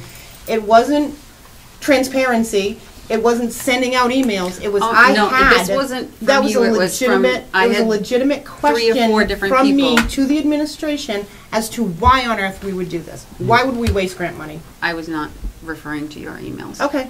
I was referring to But what I'm others. saying is, why would we take federal money, that's our money, we're paying for it, and send them to that? That's why I asked for the schedule. I actually called Keene University myself and said, hey, where's the schedule for the summer summit? Then I went so far as to call the Department of Education to see if they had it. It's not firmed up yet. So we can't say that there's other opportunities because we don't know what the schedule is. We're basing it on the schedules from last year. Part of the schedule from last year was iPad use. Great, that's awesome. Part of it was Common Core. As soon as we get the schedule, I think we should have the discussion, because if it's all Common Core, it's a waste. Find a different workshop. That's the way I feel. I agree. If you're teaching in this school, we're not teaching Common Core. Find a different workshop. Yeah, Mr. Brown. Good. And as I've stated, one of the main the benefits of the summer summit is networking with other And I educators. totally understand that. It is a opportunity for the majority of the educators in the state to get together and discuss instructional practices regardless of Common Core. My response also stated that it was one of the best professional development opportunities that I've been to because of the opportunities that were available. I attended a workshop on competency-based education that had nothing to do with Common Core. I heard national speakers talk about transformation and competency-based education. I heard about utilizing technology in the classroom to drive personalized instruction while I was there. I talked to educators from the North Country, from the Southern region, from the Western part of the state that I don't ever have opportunities to talk to on a frequent basis. It is an excellent opportunity. And if we're looking, or I should say, as a board, if you're looking to start to approve or not approve professional development in these in this district on each professional development that comes up, that's going to be a problem. It really is, and we need to talk about that because the process of having to bring an approval for a professional development piece is, I've just never heard of it before, and it will obstruct our process. No, and I totally understand, but I wanted to ask the question because in my research, I'm sorry, 2012 I believe it was all Common Core. Mm-hmm. So I understand networking, I do networking all the time, but I'm not going to go to a conference that has absolutely nothing to do with what I'm actually studying. That's my feeling on the whole situation, approval or no approval. That's how I feel about it.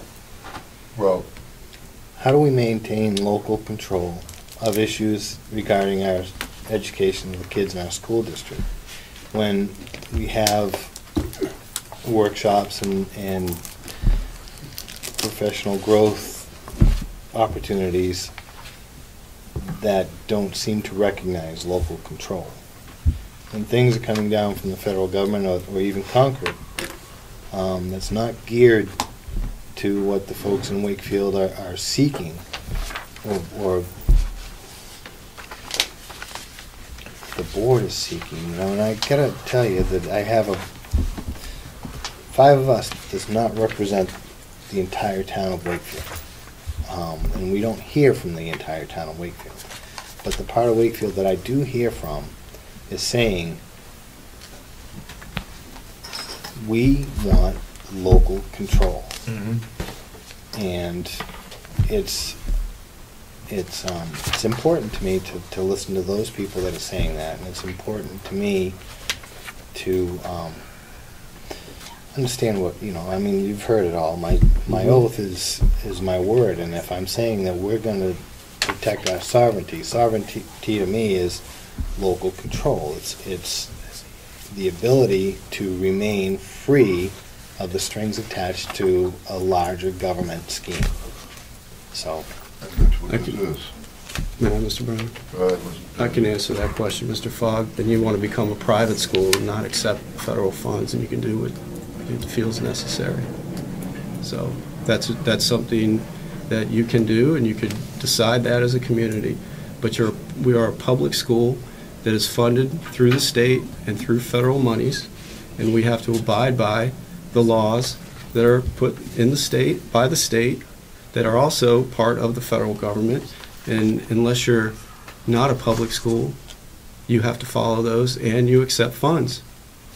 You don't have to accept the funds, by all means, but if you do accept the funds, you have to follow the rules. Well, that's the point.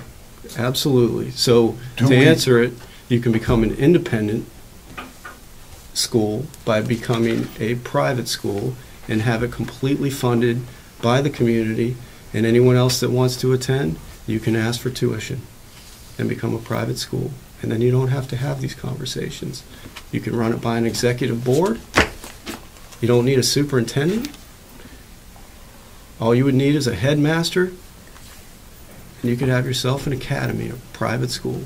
You could go down that road. But the town would need to know what that's going to cost. That was part of the process of the grant workshop. Mm-hmm. But It's around $1.5 million or closer to 1.6. So we did find where you were referring to the 1.6, it was in our adequacy funding that made up that Well, difference. that was one of my other questions, because you told me that those weren't grants, but yet they're listed as grants on here. Correct, because it comes in as adequacy, but it also is titled education grant. So I said that because it's not a grant that we apply for, it's a grant that comes through basically formulas that are established by the state. And then to your other point, these are all, I mean, they're approved by various dates. Who approves them? What we do is we apply, they go through a review process at the state, and then they're approved. Or they reject them, and we have to make amendments, we resubmit them, and then they're approved. So the approval is by the state for our application for the use of the funds. But the board accepts grants. Correct.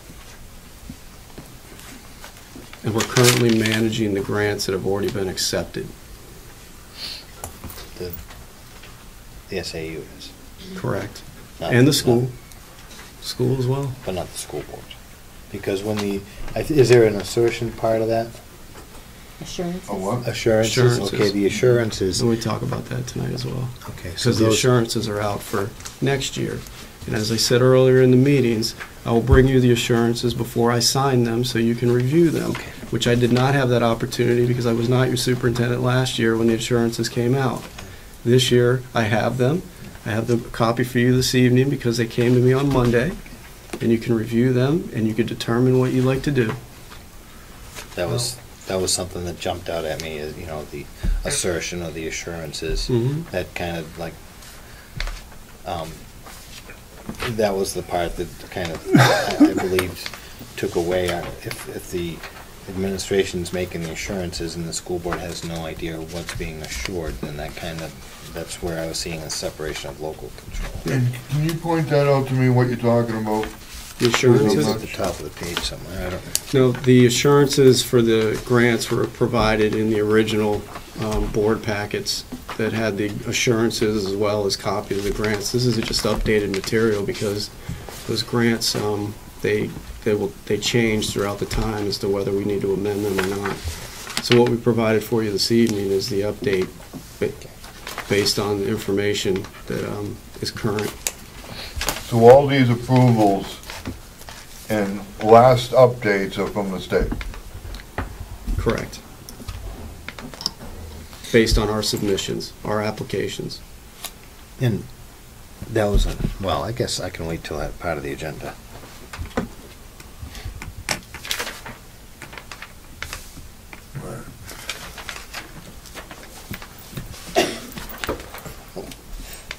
Hopefully I'm not repetitive.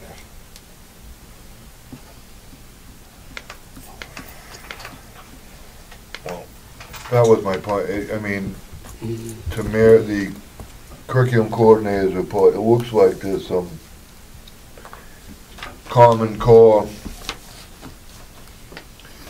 issues in here, and that's what my question, you know, what are we doing? Because I have that same problem with spending all this money, sending people to Common Core seminars. Right, that was my question. I want to know what's on there. I mean, why? Why would we attend something if we're really, I understand the networking portion, but I also know that there's other stuff you guys could network with. There's other chances to get together with educators.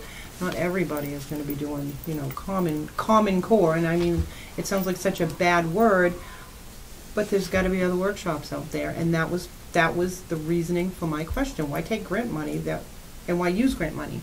Right. We're not going to get anything out of it. You know, our teachers aren't going to get anything out of it because they can't implement it. That's my question.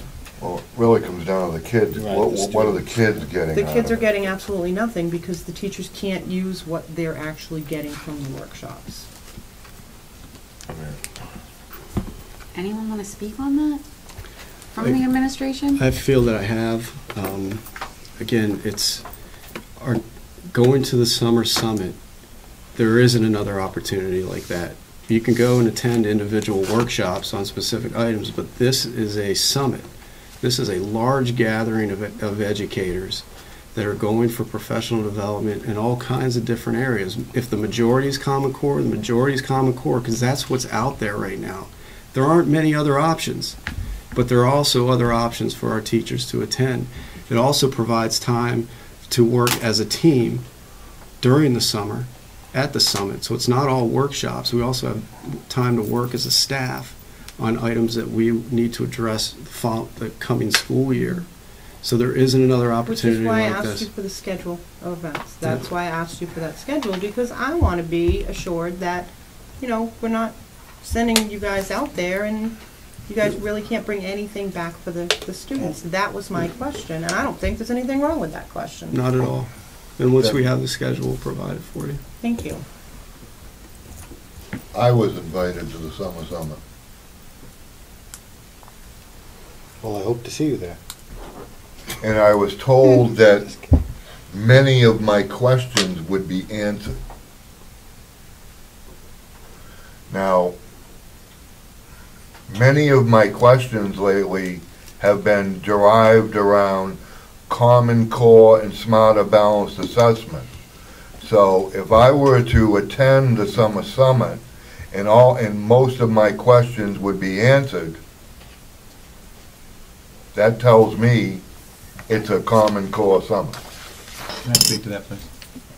I'm the one who invited you, Mr. Brent, and I'm the one who said your question be answered. You know, we don't have a schedule of events or what offerings are. You know, we do know what the strands are. We know the strands, and I have here accountability, building effective leadership, student-educator relationships, leveraging leadership, and rethinking schools. And I think that rethinking schools with leveraging leadership are the questions I thought would be helpful for you to have answered. Nothing to do with Common Core, because I don't plan on attending anything to do with Common Core. Well, I don't plan on our teachers attending Common Core. But looking at last year's summit, where I attended a lot of leadership and brought teachers in rethinking schools, and our turnaround principles that we addressed while we were there were very helpful in how we're looking at taking our school and turning it from a failing school into a leading and successful school. And I expect to see the same kind of things here at the Summer Summit. Well, that's what we attended last year. And not the speakers we had were not all Common Core speakers. We had speakers from around the world who were thought of as the leading edge thinkers in education, not just some Common Core. And the keynote speaker is Virginia Berry, correct? No, would not be. No, she would introduce it. She's not one of the keynote speakers? She'll introduce, as the superintendent's saying, she'll introduce it, but we'll have speakers from around the country, around the world, who will be speaking on these. I just looked at the grant, and all I see is Common Core. I'm just telling you what the strands are, around, not with the individual courses that will be offered there over the course of 4 days, but really the strands and the overarching principles that will be offered. Go ahead, Rob. Where are we failing now as a school district? Well, we're a school we're not a school, we're a focus school. And so, and those are for the schools that are not bridging the gap between regular ed and special ed. And when I say failing school, that's what we're talking about, Ralph, is really, we are, not every school in the state is a focus or a priority school. We are. Just a focus school. Mm-hmm. And the difference between that and priorities here. Priority are in the lowest 5% of schools in the state. So it could be worse. Mm-hmm. Absolutely. And we're striving for academic excellence. And we are getting better. Absolutely. I believe we are. But I don't know, I mean, sometimes you think about professional development, and I kind of wonder, well, is it just for the professionals, or is it for the development of the kid? Is it for the kids' benefit, or is it for the professionals' benefit? I think in a staff meeting today with our staff, my statement to them was, we need to be focusing on what we're doing now and do it until we're great at it.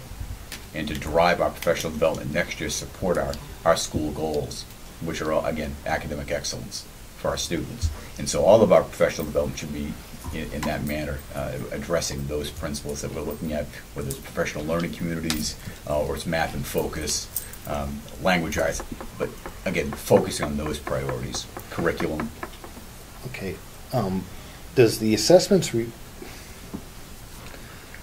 does the professional development enhance the student assessments? do I can answer that. Okay. It should ultimately lead to greater student achievement because the professional development is to improve instructional practices. So what the teacher is learning, they put to practice, and that in turn should enhance the learning environment, which shows a better result on an assessment. And if we see that there's a lack of skill or content knowledge for a specific student in a specific area, a teacher might go to attend professional development to see how they can drive, their instruction to address that weakness.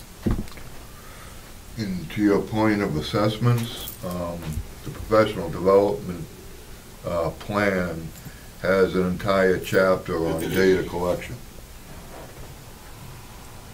Student learning objectives, how you're referring to? Which has to do with the assessments. There's a whole chapter on data collection or data mining. That's in the not profession. true either. Sorry, Mr. Brown. Data collection? There's nothing in our professional growth plan that states anything about data mining, and you Data bring that collection. up, and data Same. collection is not data mining as it's being defined. Well, I guess we can agree to disagree. Yes, sir. But there again, we're not getting the information, so unfortunately, we have to sit at home in front of a computer and do our own research. Because we're not being given the information that we need to make an informed decision. So, this is the problem. Mr. Brown, you sat on the committee the whole time. And Not the whole time, I missed one meeting, but I got in through the process way late. And I was only at 3 meetings. Okay. The administrators committee, we never met once. We didn't have to because we had the documents already before we were given the charge. That's not what was stated at the professional development committee meeting. We were supposed to meet. We never met. Not once. Because we didn't have to. We didn't have to.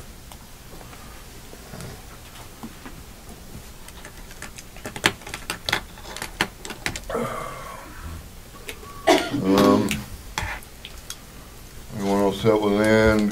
Student Services Director's report. Any Ann? questions? Thank you, Mary. Thanks, Mary.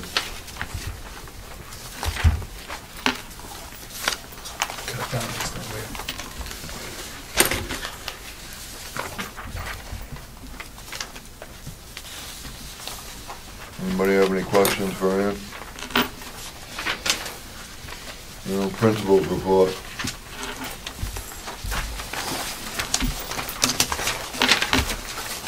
A lot going on this last meeting. A lot of activities, a lot of field trips. Any questions?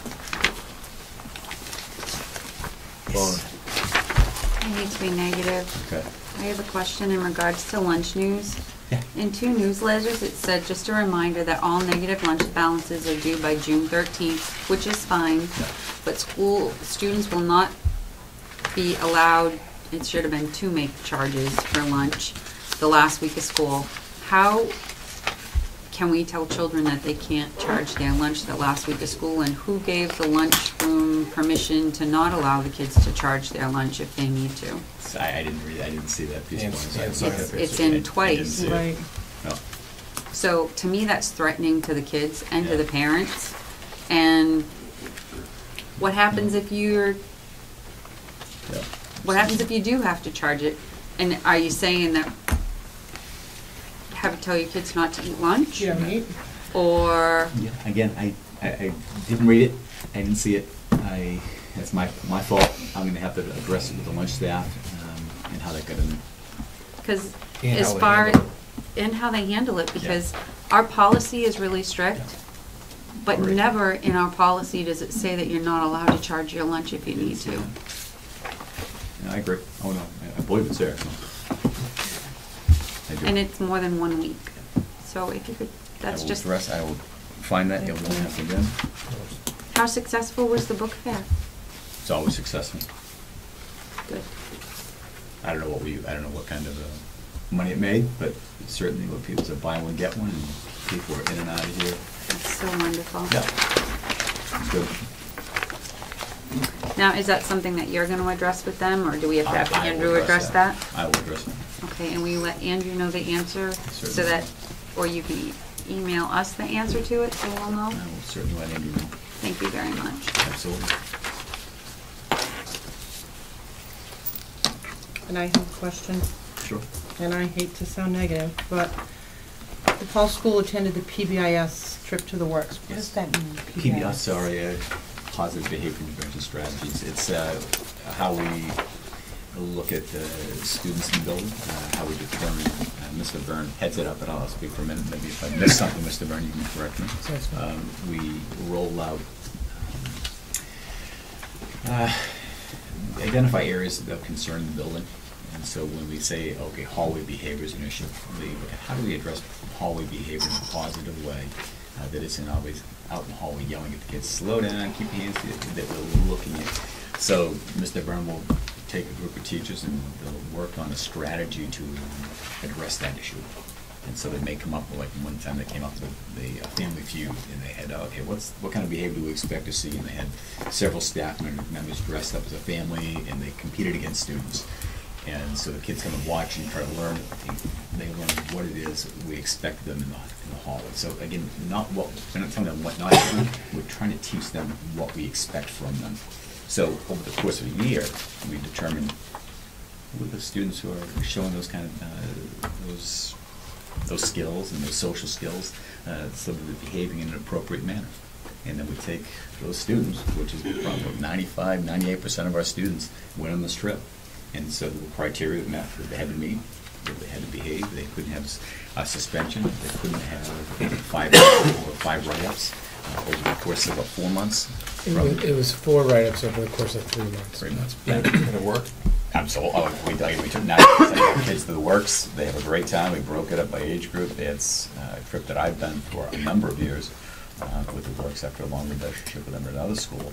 And it works really well. Right, and I think that's great. That's a great Sure. program. I'm not even going to take that away from you Sure. guys. You guys did a wonderful job with Thank that. you.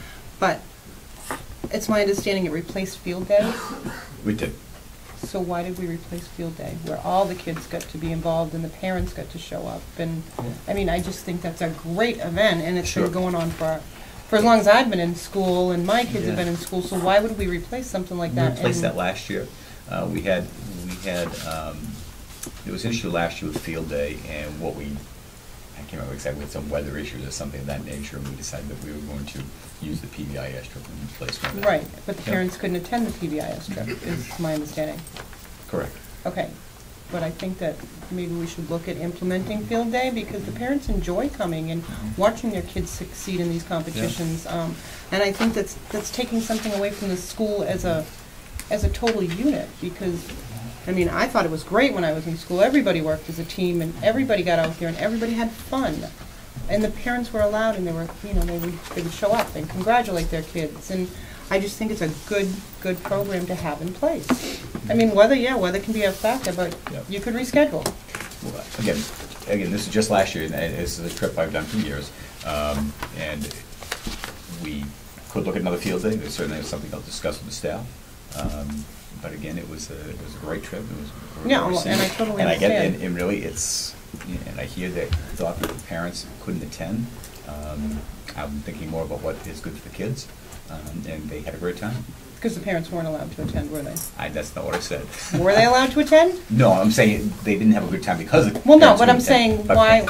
Okay. were the parents allowed to attend? No? Why weren't they not allowed to attend? Why were they not allowed to attend? Because it's a private business, Mm. and they don't know who's there. We have Right. people vetted, so Right. we know who can attend here at school, but they don't have that. They know it's our staff.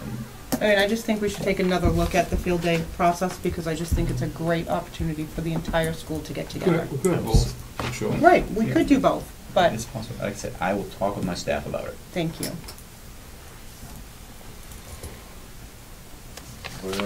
We want to give Nate a couple of minutes?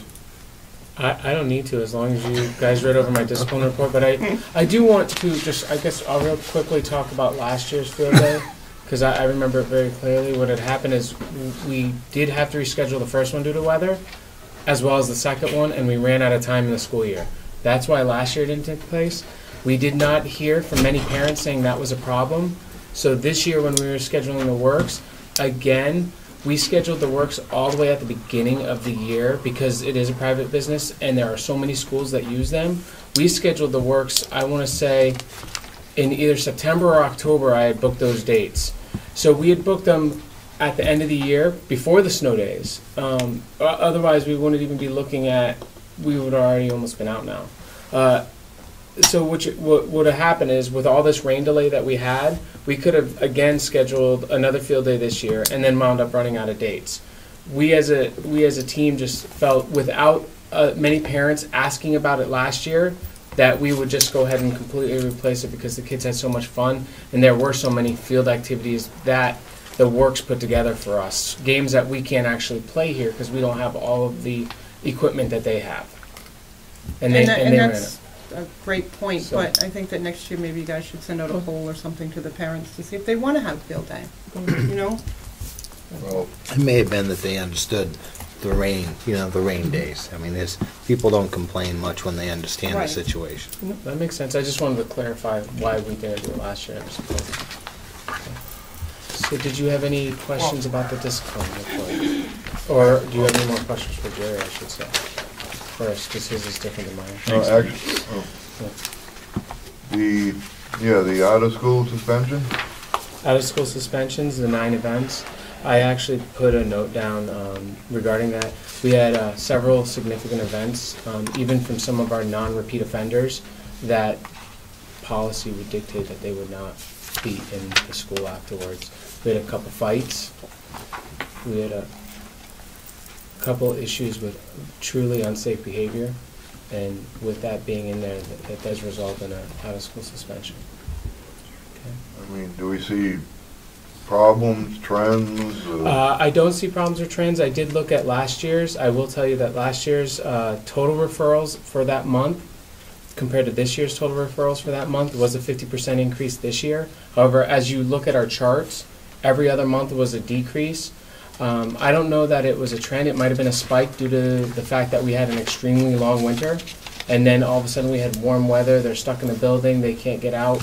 I can't answer the trend because there's no trend there with 1 month of spikes.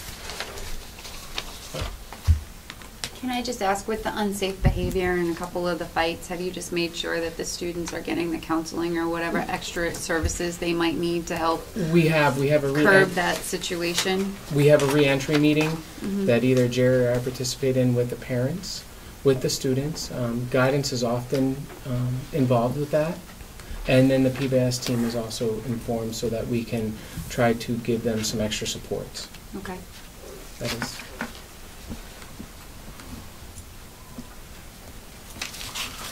Anybody else? All set? Since you asked about trends, though, I did want to let you know also, because I did the stats on this. If you look at 232 referrals year to date, this time, for this one, last year's was 371. It's still down 38% from where it was the previous year. So I wanted to make sure that was Good. Great. Thank you. All right, thank you.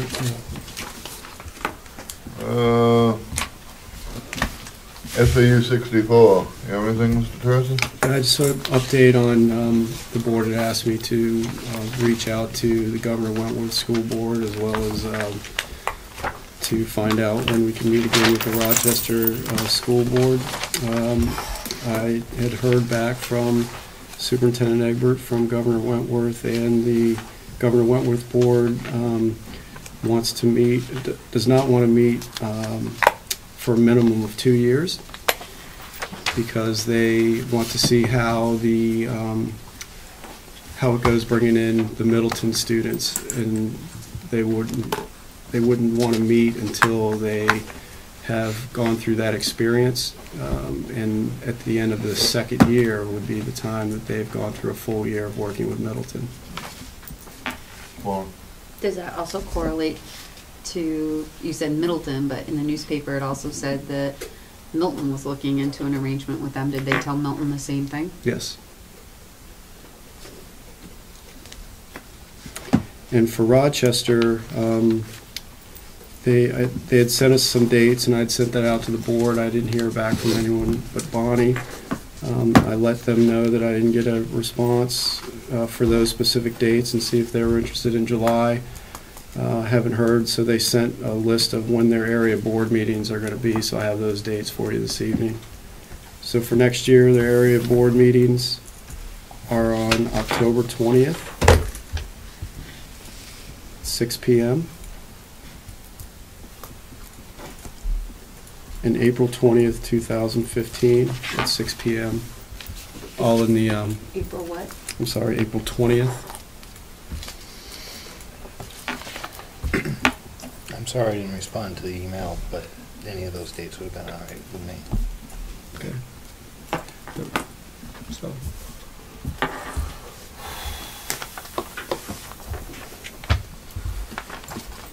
That's all I have, Mr. Brown. Old business, grant.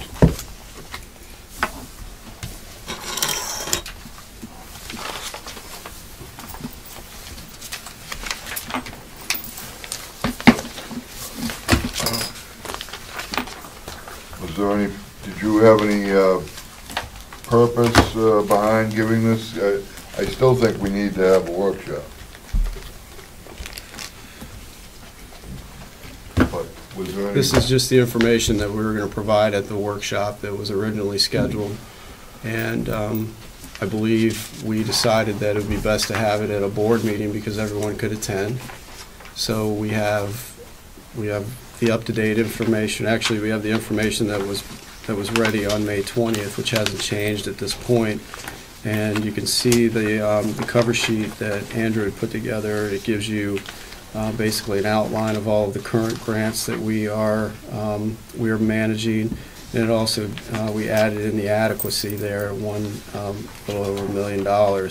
You see that our total grants equal $1,530,924.36. This does not include the National School Lunch Program monies that we're currently at around a little over $90,000 in reimbursements from those programs, and that's missing a couple months, so we could be over $100,000 there. So if you wanted to add $100,000 to that bottom line, that's what we receive in federal entitlements at this point. Am I missing something, or can you, where was the adequacy? I don't see the $1 million in adequacy. Are they? That's not in your paperwork, Mr. Brown, because that's just a number that comes across to us. What you do see with the other grants are the description of the applications, and you've already received the assurances. What's the formula for adequacy right now? It's quite complex.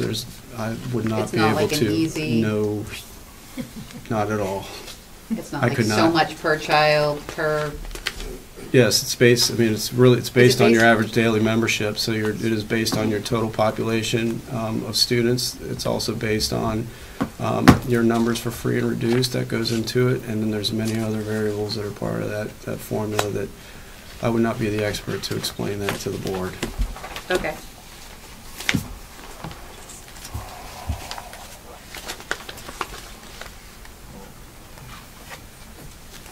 So I actually, in the paperwork, I have it laid out for you with, after the cover sheet, you have a description of all of the different grants. So I wanted to make sure the board had a descriptor. I had organized the applications in order of the cover sheet. So if you were looking through those materials, you could see that the $163,000 is first in the applications, and then last is the IDEA information. And you'll see that the IDEA amount is much larger on the application. That's because we share the IDEA as an SAU grant, but we took the time to break out Wakefield's costs in IDEA. So that's a description of the information, and be happy to answer any questions the board might have.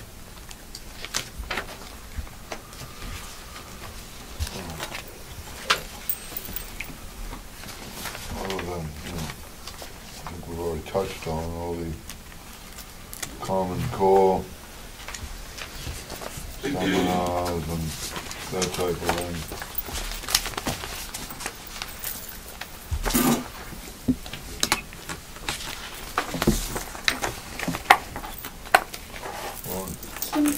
don't know which one of you would know the answer to this, but in the Title II, Part A, I'm looking at page 47, and I guess it just reaffirms for me that we haven't met AYP for reading in 3 years, but math for 7. How long, was that when everyday math got introduced? Is that when everything just went down the duper? Really? Because, I mean, it's so confusing. Like, we have parents that are like, Bonnie, I'm on YouTube trying to figure out how to do the kids' math because we did it the other day and it's not right. And that's the part of curriculum that I find so confusing, is that I feel as a parent, sometimes academics are trying to put a wall between myself and my kids. They're trying to teach them in a way that's so foreign to me because I've never been taught that way, and it's never even been introduced slightly, that it's putting a barrier between myself and my kids. Not only in math, but in the way that they have eliminated other things. And I guess I look at that and I guess, do you question that as well as administrators? Like, at what point what curriculum did we have in place when everything fell through the cracks and we haven't met it? Yeah, I couldn't answer that question, Bonnie. What was in place when we started? Things were put in place because we won't make the standards anyway. Do you have records of that? I would have to go back and research for you. I can do that. It may take quite a bit of digging to do that. I just find that would be, if it's been 7 years, and I know that sometimes they say it's a certain sec, that like a certain group that makes it so that we don't make AYP, but that's like one of the things that I just really see. And I wonder if where we feel that as parents at home, math and focus is still just as confusing. Lattice work and estimating, and I don't know whatever happened to just regular, and you can say I'm moving backwards and not willing to change. No, I but don't a disagree ruler with you. is always going to be a ruler, and hopefully the alphabet will always be the alphabet. Maybe not. It might be hieroglyphics soon. You never know. It could be, it's forgotten. English is going to be forgotten. Cursive is going to be forgotten. Education, as we know it, is going by the board. So could you just check that for me? I would I'll do really as be much curious research to as I know. can. Yeah, because I will I'm definitely really research. thinking, if you think back, and I'm thinking back my kids, that's the year that everyday math started. And I'm wondering if it threw everybody for a loop, not just my household, but maybe everybody. And we had parents even at our forum saying, I have to YouTube because I don't know how to do it. And they're coming, and they're the parents that are here. You know, they're in the building, they want the information, they want to know what's going on. Yeah, I'll definitely research it for you. I'll bring it back to you. Thank you.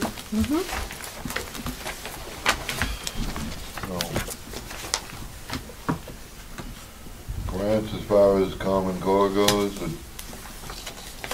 Can I? accept them, do we? But I'm asking a question. What do you, any failings on that? I just, I don't know. Mary has some input. Good, Mary. Those ones that actually refer to the New Hampshire College and Career Ready Standards, which is what you're referring to, are grants that were done and approved prior to your vote of no Common Core. So we can go back and ask for those grants to come back and restate district-approved goals, if you would feel better about those grants. Take one of these and pass it. Thank you, please. One goes to Beth. Don't we almost have to, if not we're hypocritical. We can't just, we need to. We have to go back and ask them to alter them, and I Right. hate to give you that work, but how do you accept money on something that you're not even, Well, at the time, we had, I know, but isn't that kind of They- dishonest? To say, well, we said we were, but now we're not, but we're gonna take your money anyway. I don't want to do that. I would rather have it clearly state what objective we have for our kids. And if it's not Common Core, the objective we do have for them. And if they approve it that way, that's fine. But I don't want to have approval under false pretense. That's my opinion. That's my opinion. Well, So we could look at potentially amending any of the previous grant applications after they've already been awarded to us. What I'm handing out to you this evening is the assurances for next year. I'd like for all of you to review the assurances and plan on coming to our July 16th with a, whether it's a vote or not, but I need to know on the 16th as to whether you want me to sign those or not. So you have plenty of time to read them.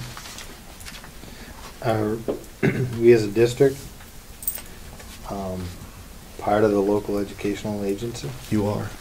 You are the local education agency. but do we pay dues? Are we a No. member of? Nope, it's just a title we have for federal monies and state monies.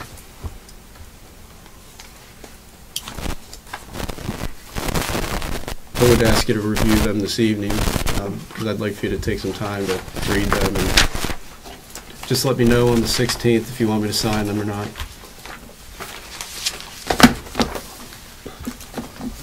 Thank you for the grant information as well. You're welcome. So we really don't have that much information on the adequacy? Just the amount of money. Or you can't get anything else to that point? Like a Other than money? description of how it's calculated, or? Well, yeah, What would you like? and what they're asking for in return. They're not giving us money for out of the goodness of their heart. They always want something in return. We don't sign any assurances for adequacy money. Those are state monies that come to us for running a public school. And they ask for nothing in return? No, sir. No. Educate the children in New Yeah, Hampshire. teach the kids.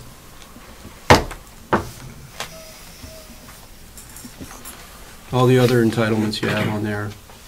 And the National School and Lunch Program were required to meet specific standards.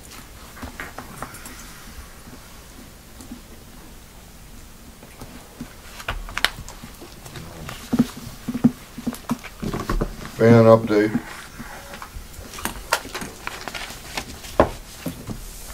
Andrew? If you recall back, as far as February, we had put a bid out for the van, and the gentleman that had the highest bid, of $811, is still interested, so I just wondered if the board wants to go forward with that. Which is how much? 810, 811? 811, yeah.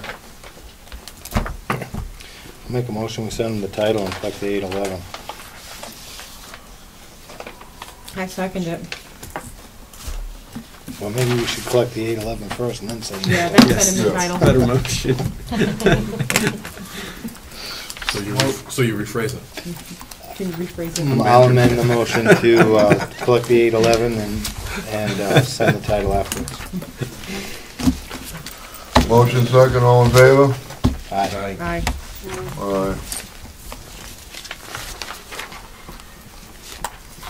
Math and focus.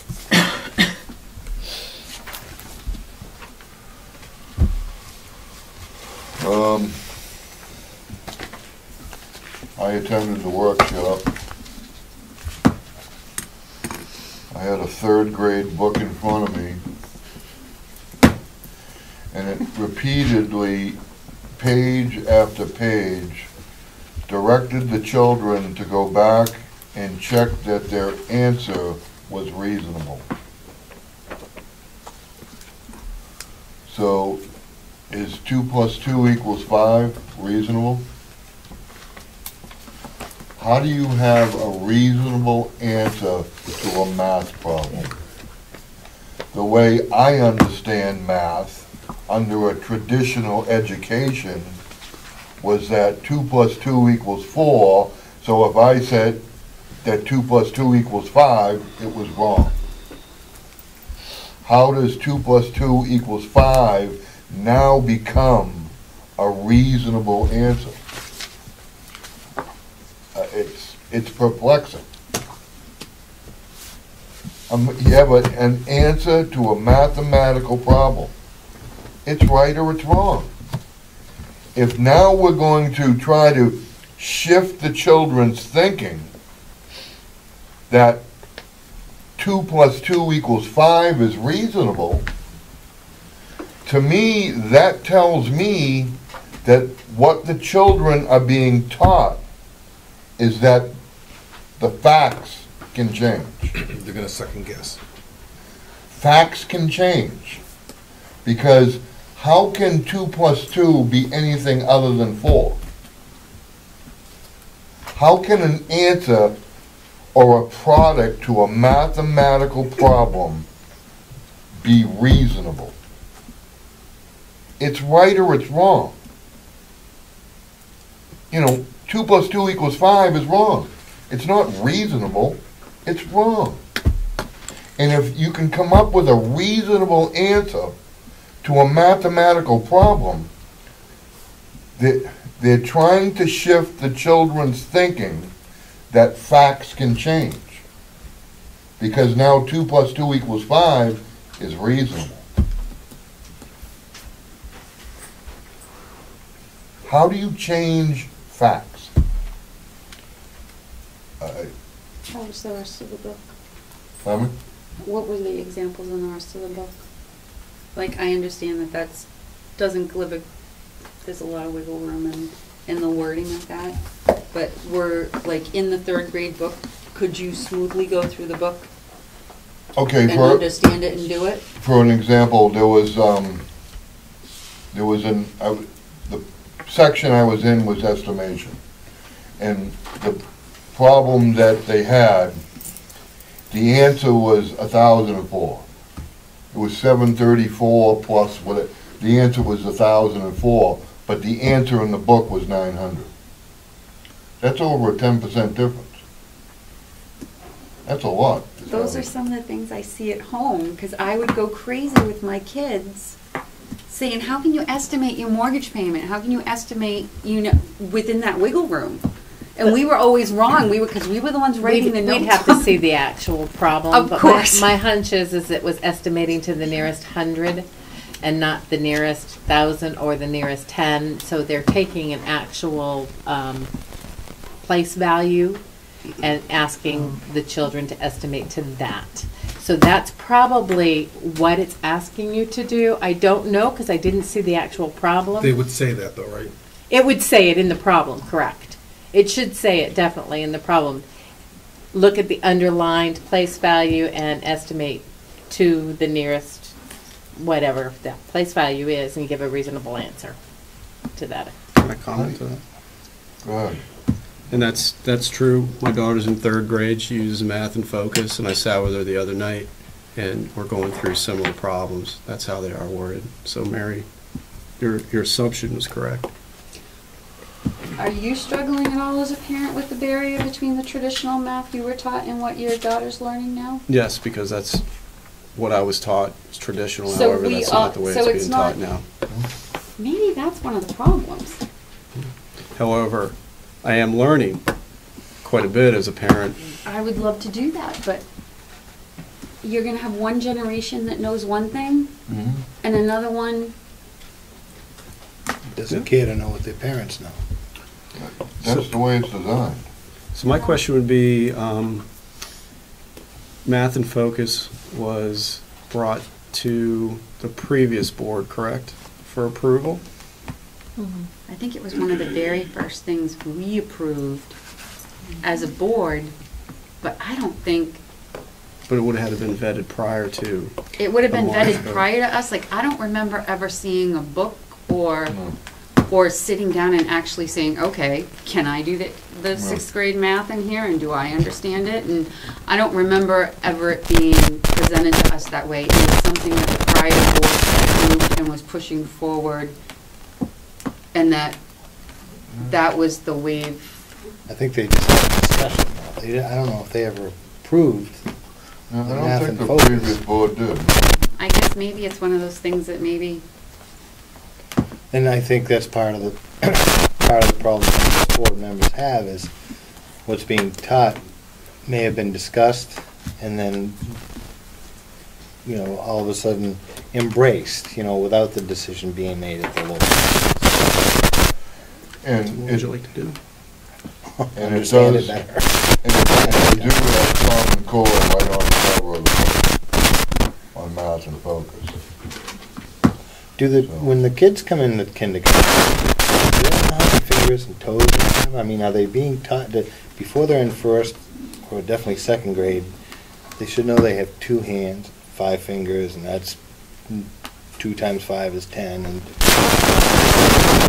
went to the math. Most do, some may not. We can't control what happens prior to them coming into our school system. And, you know, we can at age 3, none of child time, some students that might be struggling, and they become part of our preschool program.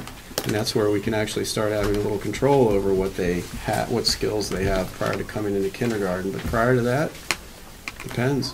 Depends on what their opinions been. Can I ask to have a book, like first, third, fifth? In 6th grade, they go back to traditional arithmetic, so that wouldn't count. So, but it's like we teach them one way, and then when they get to 6th grade, they go back to the way that we all know. So could I maybe just get a book so I can take the time to look through it? And I think if I see that, I might be able to say, maybe it'll shed some clarity for me on whether I'm going to say, hey, we need to reevaluate this personally, or, okay, I understand this and I just have to go take another class. We can get you a book. I would Any love specific grade? First, third, fifth. So 3 books. Yep. And maybe what the expectations at the end of the year are. Like, at what grade do they need to know their multiplication tables inside, outside, upside down? And do they even now have to know that? Yes, they, Third grade is a Third grade? called It's a third grade. multiplication boot camp. They spend a whole week doing nothing but multiplication and literacy, science and math. Everything is multiplication boot camp. Is this Math and Focus, is it the same spiraling effect that, like, it loops around and catches some kids and by the time the next, no, okay. Do they stop at 12 times 12, or do they go all the way to, I mean, is it I'm not sure how far they go with it. I guess personally, I'd like to see books. I think we can get you some books, Bonnie. I think it might be a good idea. Maybe we can ask some teachers to come in and speak about Math and Focus and Sure. what their experience in the classroom and seeing in the kids. Could we do that? Because that might be, If there wasn't, Pretty no. informed. How do you have a no, reasonable answer? you know, it could be that that's just a friendlier word. Because you don't want to be, you know, no one wants to hurt anybody's feelings anymore. No one wants anybody to be wrong, so you Therein say lies the reasonable problem. or, I know, everybody's a little sugar-coated now. Nate, I just want to comment on that one reasonable answer. When I was a special educator, I did that for years. We would often ask our students when they were looking at some of the word problems, does that answer make sense? Same concept of is it a reasonable answer? Because what we're asking them is to look at their answer, and if it doesn't make any sense at all, it's wrong. Let's go back and fix it. So when they're saying is it a reasonable answer in a word problem or estimation, what they're really asking them to do is go back and double check it. Does that answer make any sense? That's what they mean by reasonable. Not is it reasonable or could I pass this off? Is it reasonable to say, I'm going to work 5 hours at $8 an hour and I'm going to walk away with $10? Is that reasonable? And they want them to look at that and go, no, that's not reasonable. Let's go back and see where I went wrong with that. That's what they mean by that. So as a special educator, I used, does that make sense, every time we did word problems. They have to go back and look at their answer and say, does that make sense? Is it reasonable as just their wording? Same concept, does that make sense? And what they're asking them to do is go back and check their answer. That's it. It's just a nicer way of saying check your answer, because a lot of students will say, I don't need to check it, it's right. So is it reasonable? Go back and check your work. That's really what that means. okay. I mean, as a special education background. Page after page. And that's what after they're asking them page. to do is check their work. and you'd hope that they would say no. Right, and you're hoping that when they do a word That problem, they like I said, Because you can't have a reasonable answer to a math problem. you're correct. You're correct, and that's like, doesn't make sense. I mean, if it doesn't make sense, you're hoping they're going to go back and fix it. And you really want them to learn those higher skills of being able to rationalize. Does it make sense to say I'm gonna pay my mortgage with $900 if it costs me $1,100? It doesn't make sense, it's not reasonable, I gotta figure something else out. You can, you're And just that's gonna kind of get- what it's going at. Then you're gonna have to teach the I was whole just curious, interest. still have the students show their work, or show how they got that answer. And We do, we ask them, it's expected. It doesn't always happen. okay. As a math teacher background can tell you, not every student's willing to put their work down on everything, but that is an expectation. Madam Mr. Good. So, Mr. Gregoire, maybe if we put a stack of books in the office and board members can come and pick up. Just saying that same thing. Okay. Give us like the first week in July, get Yeah, the books checked back in, and Yep. kids out. We'll So you just I'd stop like to by. look at a few more myself. Yes, sir. Thank you. Report cards.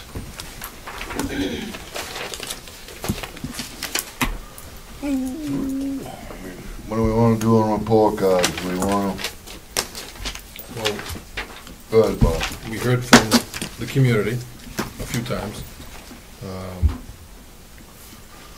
I think I talked to Mr. Tercey a little bit about this myself. Is there a reasonable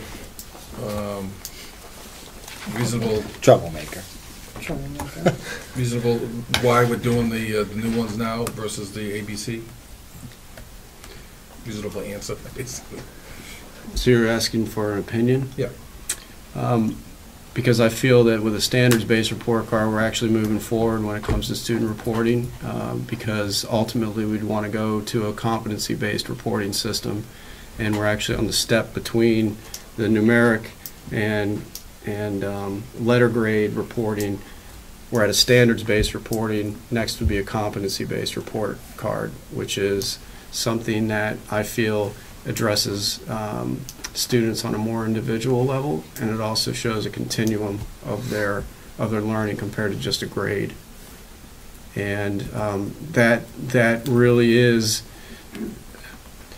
we're ahead of the game in developing competency-based reporting than other schools, and we're also in line with what's being recommended, as well as, how do I say it? Not approved, but Best practices? best practices, but recently 55 colleges and universities had signed off that they're looking at competency-based report cards coming into their facilities in New England. Mm-hmm. And they're looking at that as the new form of assessments that are coming in, because the parents' concerns are, what happens when they leave high school and they have these transcripts? Or what happens when they leave 8th grade and they go into high school and they have a different type of transcript? Keep in mind that schools have accepted students from all over the world. They've accepted homeschool students. They've accepted private school students that have different reporting methods. And that doesn't weigh their, whether they get in or they don't. It's based on what they have coming in when they're applying. So I feel that we're actually moving in the right direction when it comes to standards-based reporting and ultimately competency-based reporting. So I would, my opinion is to continue moving forward with this type of reporting, because it's the direction that we should be going around competencies. Well, You said these colleges are looking at, but is that because that's what they're presented, or is it that they're looking for those competency-based report cards? I mean, are they hoping to see the I can't even say it, that type of report card, or is it what's being? I mean, It's what they're starting to see more frequently.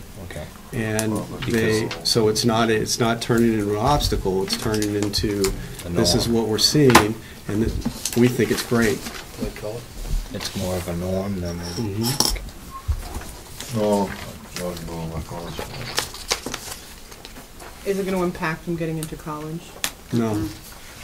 So, we don't have honor roll anymore? Do we have honor roll? I think that's the main issue. It is the quite main issue, honestly. So because if we we're not address that, getting- it's not the report card. I mean, let's put it on the Now, table. let's put it on the table. This report card is horrible.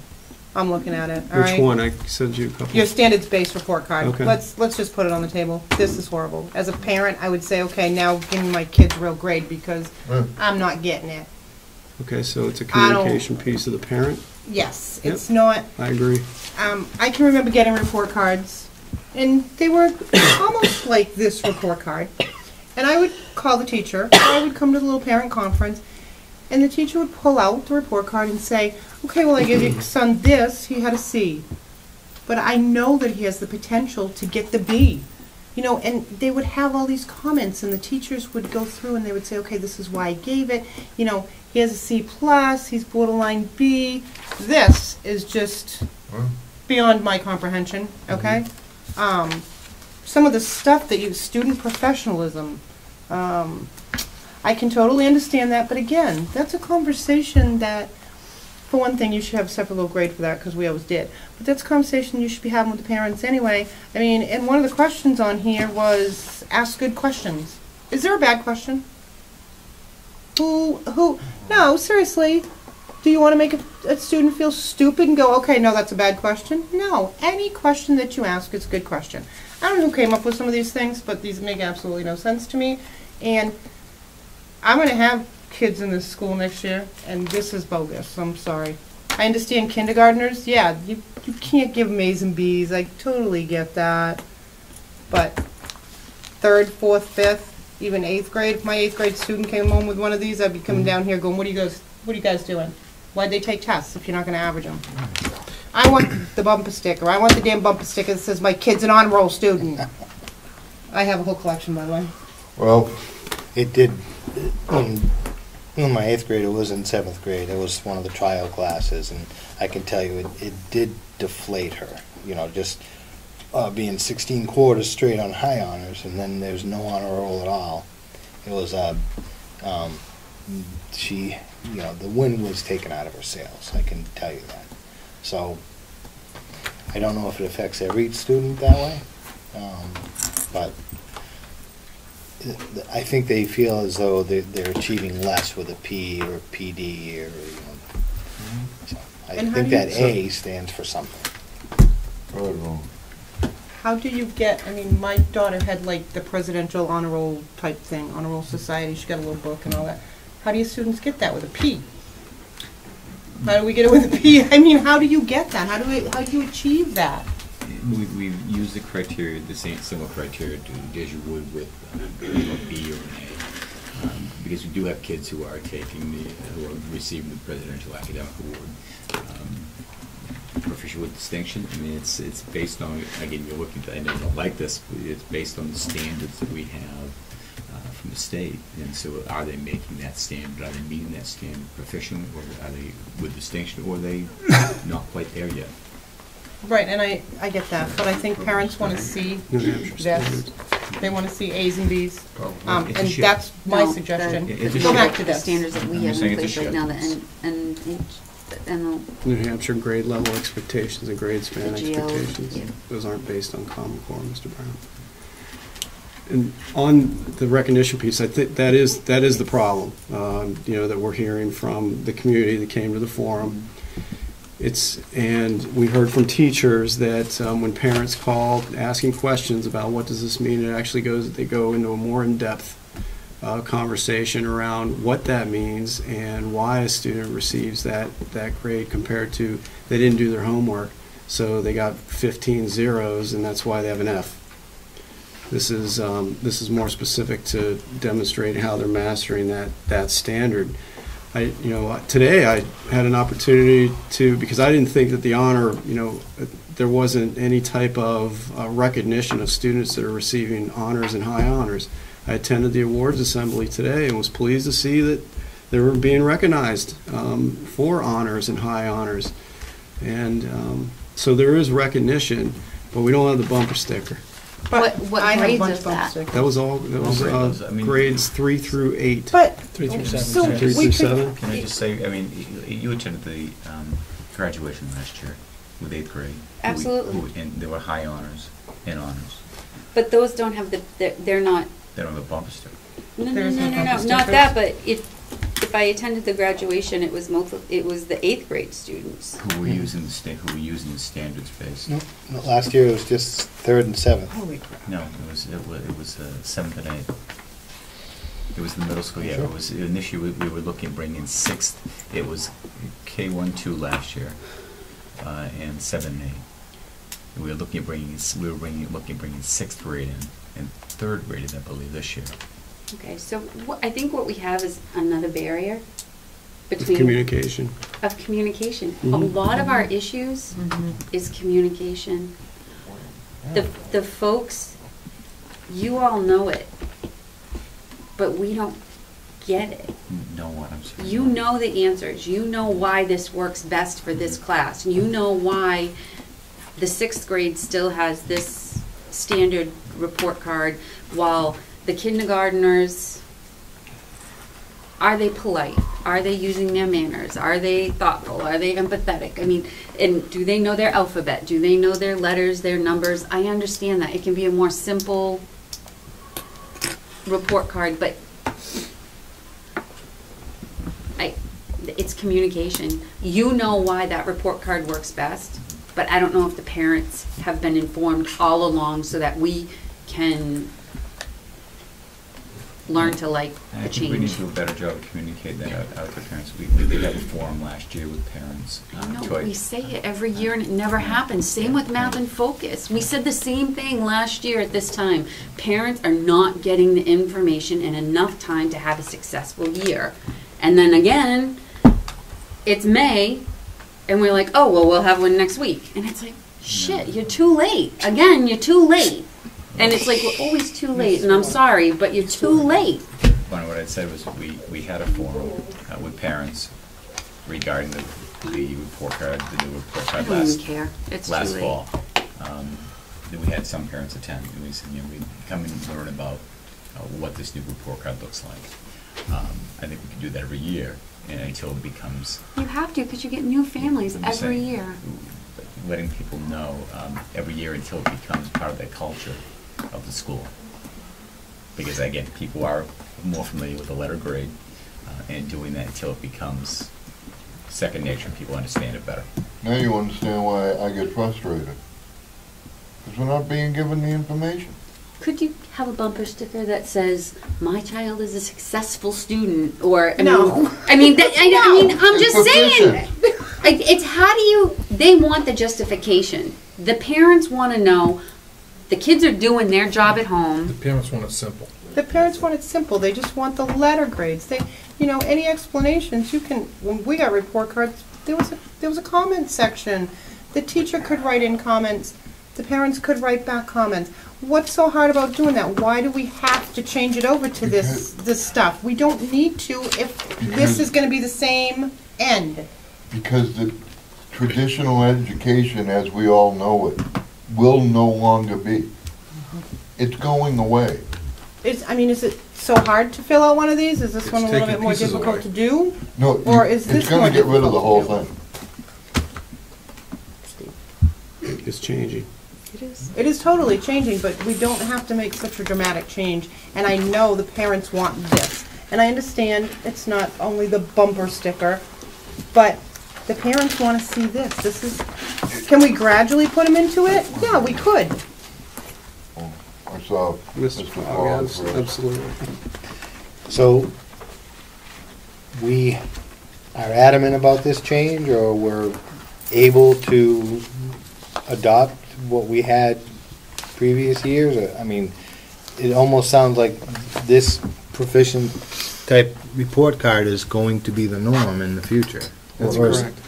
And there's no chance of this community, if there was, I mean, what if we had 1,000 taxpayers out there saying, we're not gonna pay taxes until we get the regular report card that we went home with as They're kids? saying that. They're saying, I don't know, 1,000. Well, I don't wanna give any, They're already, yeah. I don't wanna Big give any numbers. ideas, but like, if we're pairing them for I high corrected school, myself quickly. high school has them already. why High can't, school is I guess, using them. what I'm saying is, Spalding Kingswood. is, Mm-hmm. And Kingswood's moving in that direction right now as well. Do we have a choice on whether to stick with traditional education or outcome-based education? As a community, yes, you have that decision. You can make that decision. And that was the point I wanted to make as well, is that, you know, the parents want this. I saw 2 parents in the community forum that said that they like these standards-based report cards. So the general statement that parents want to go back to a traditional report card doesn't encompass all. Then no, it doesn't Parents. encompass all. I think at the parent, can I talk? At the parent forum, I think we have the parents that Two or more. I thought about why, that it could be 2, but there are more parents who want to. I understand. And, you know, for the parents who did show up and voice their concerns, if we decide, well, if the board decides to go with the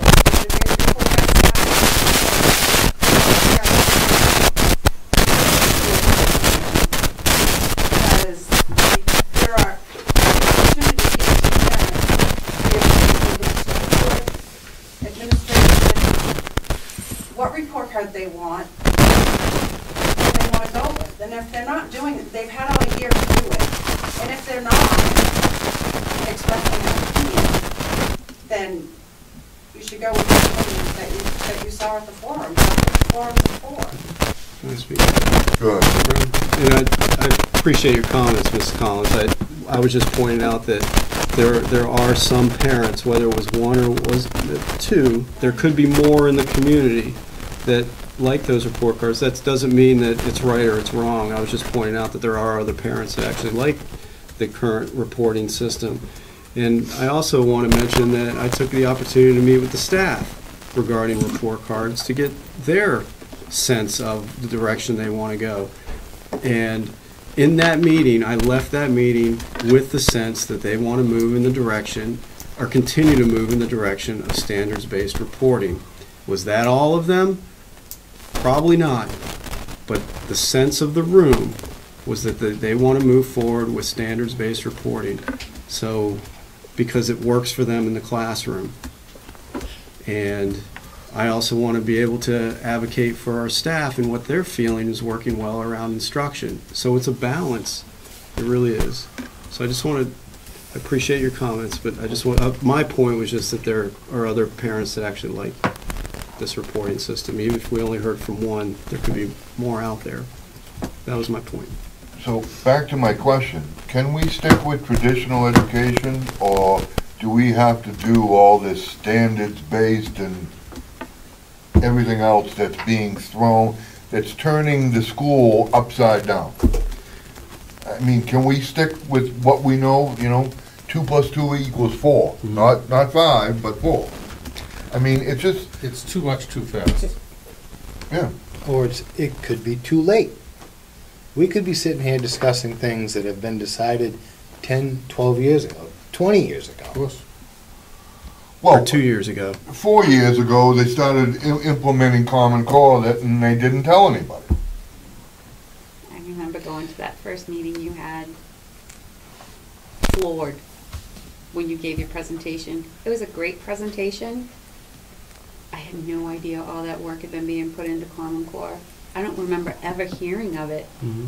And And then, I wasn't aware that you didn't know. and I understand that. So there's, at no fault of anybody, it's like we were all blindsided that day. Mm-hmm. And then you're forced, in the position that we're in, that we all have to pick a side. Mhm. And I don't like that. It's like you're either for it or against it. But in life, there are some things that you like and some things that you don't. And just because you don't agree with one whole method entirely, doesn't mean that you disassociate from it totally, because there's good and bad in everything.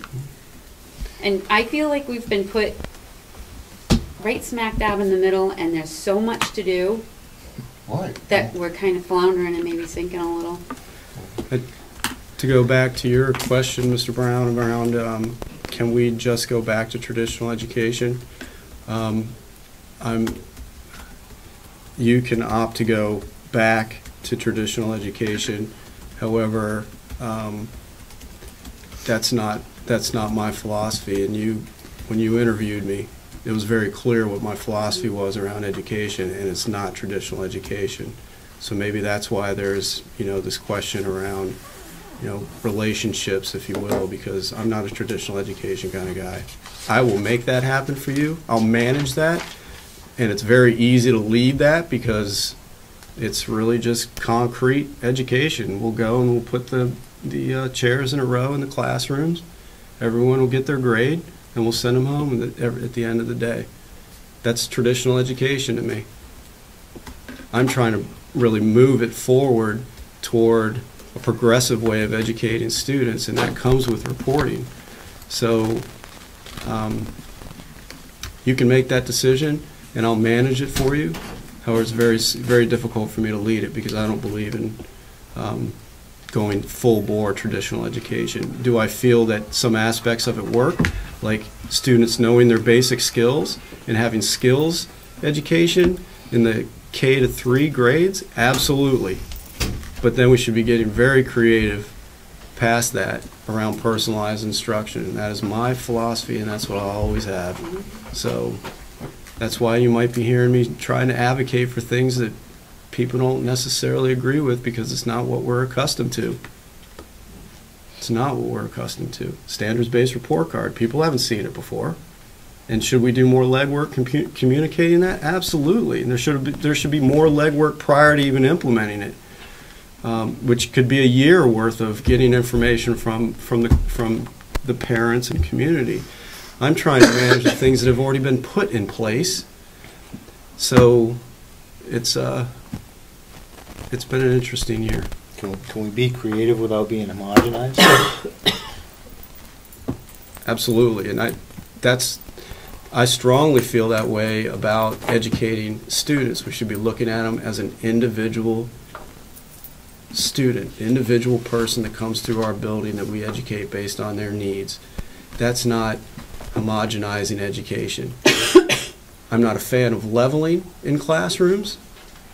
I'm a fan of heterogeneous grouping in classrooms. So one size doesn't fit all.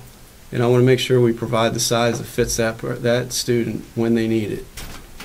And that's about getting creative, because in the past, we've been driving the same instruction to a group of students, regardless of their abilities, and some are slipping through the cracks, others are not. I'm trying to change that.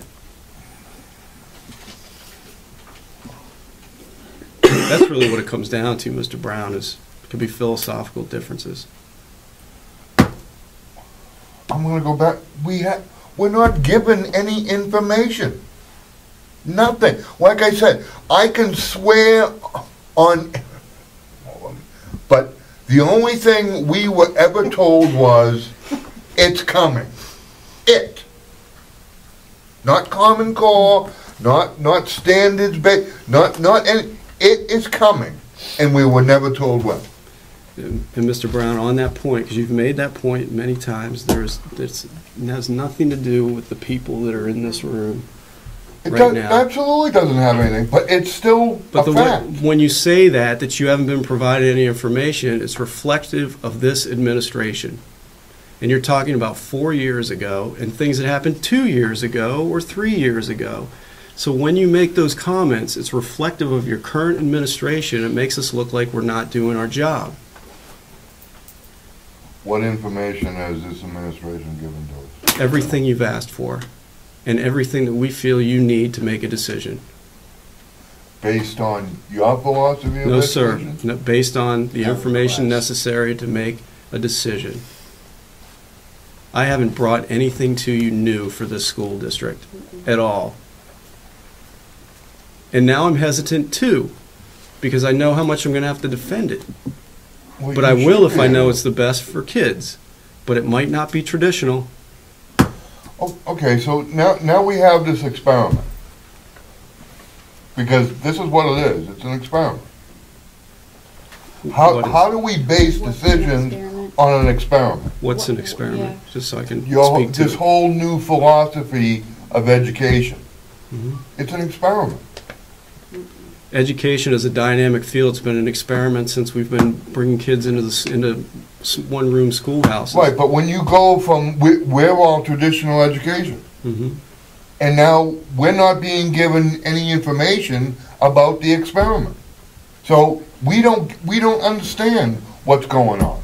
And that's driving, so when someone says, this is what we're doing, but you don't get the information, okay, so you go home, you get in front of the computer, and that's what you're learning. You're only getting the research that you can find on your own. And that will not happen with me as your superintendent if I'm bringing you something new to our school system that I might feel is important. I will give you plenty of information as the reasons why I want to bring something new to this system. So I can't have the finger pointed on something that's happened in the past. But I can if I fault at this point for anything new coming into this district. Okay. And I don't bring you that information in order for you to make a decision and an informed vote. Well, whether it was done in the past or whatever, granted it was probably done in the past, but we still don't have the information to understand it. Understand the transformation so of we- education? Right, I mean, it's an experiment, there's nothing, Michael said that though, so. Michael, he agrees. It's, you know what, sometimes Absolutely. you have to go on faith and that they're providing the most information that they can to us. And sometimes when you go, with Common Core and everything, you go on and you find people that are so far to the left and people that are so far to the right. If you could just Google someone in the middle for Common Core and find like the good and the bad, that would be perfect. I'd just like to see one benefit of it.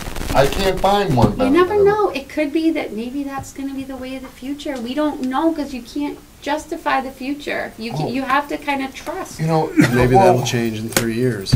You know, the bottom line is the kids. I think the kids are well educated. But we won't know for 20 years. How do you? What I think's happening is Wakefield, let's just take Wakefield now, that they're getting all this changed without the same information that we're not getting, basically. So they're starting to ask questions. It just seems like this past year, they've been asking questions about Common Core, they've been asking questions about report cards. They don't understand it, so now the change is now bothering them. They all want to go back to where we were before. They want to go back to the cursor and the history and all that stuff. They want That's that a stuff good back. point. And the heat that the administration feels is trickle down from, through us, from the community through us. So you're feeling the heat, we feel the heat, we have no answers. It seems as though I can say that I believe we're getting the answers we ask questions about. There may be things that we still don't know the answers to because we haven't asked the question yet. So maybe Steve's frustration is coming from the idea that we shouldn't have to be asking questions, we should just be given the answers without the question being asked. I don't know. But I can tell you our community is pretty tight-knit, and when there's complaining out there, we get it one way or another, whether it's in a nice way or a mean, vicious way, and we're trying to reflect what our community is concerned about. And I think you, ma'am, Mr. Brown, I think that you made a very good point, how the communication's happening, but I think Bob really hit it on the head with that the changes have happened, and now the community is feeling the effects of the changes, and they want answers. Okay, so that really cleared it up for me, which means that there needs to be more outreach on some of these topics that should have been Years ago. should have happened prior to coming in, but also maintaining that information along the way. So now I'm getting a sense as to there might not have been enough front loading Or none. or none, sorry, none or not enough, but none's even worse, of this information to the community prior to making the change, because one forum isn't enough. Many are necessary for particularly large changes. And when you have those forums, hopefully more people attend. You usually get a small crowd at the beginning, but hopefully more attend, and you get a feel from the people that are there by the end of your second or third forum that, we don't want to go this direction, or this is fantastic. So there wasn't enough front loading. Or understanding it. Or understanding it. There wasn't enough front loading, and now it's catching up to people because they want to understand, and they're frustrated, and that frustration is coming through the board to the administration. So those 2 points just linked it all together. Because the way I see this new education, its main purpose is to create a new class in society. Or eliminate a class in society. No, it's to create a new class in society.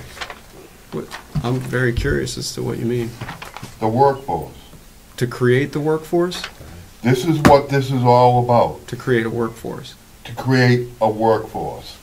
Dumbing public education down to create a workforce. That's what I see in this. But doesn't the workforce include all abilities? No. No? No. Why? Because I don't see this giving children the tools they need to succeed. If we have a student that wants to be an engineer, a chemical engineer, and we have a student that wants to take over their parents' welding business, two very good employment opportunities. To me, I see them as the workforce.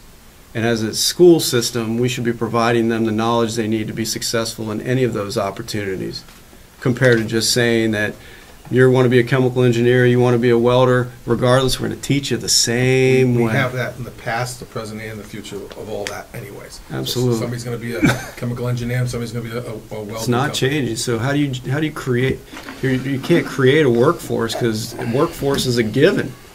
No, because you can't be college and career ready at the same time. You could be either or. But the talking point has always been college and career ready. So maybe that should change And to it should be college college or career ready. You can't be both at the same time. You can't. No, you can. You're either or. You can, but you have to be You're extremely either or. diverse, and you have to have a very diverse education to be able to do that. You can't be the same at the same. You can't be both at the same time. I think you can. You at some absolutely point. can, and I saw it last week when I was at Newt's graduation, and the senior graduated and was ready for college, and they opted to take over a business. I saw it too. So they were ready for either or. They might be horrified, but they're ready, or they're ready to Absolutely. take the initial first step. So this is trying to create a workforce, a new class in society. You're all going to be the workforce. Most people are working, so that's part of the workforce, regardless of whether you pursue college or you go right into a career. Hopefully they take either one of them compared to not either.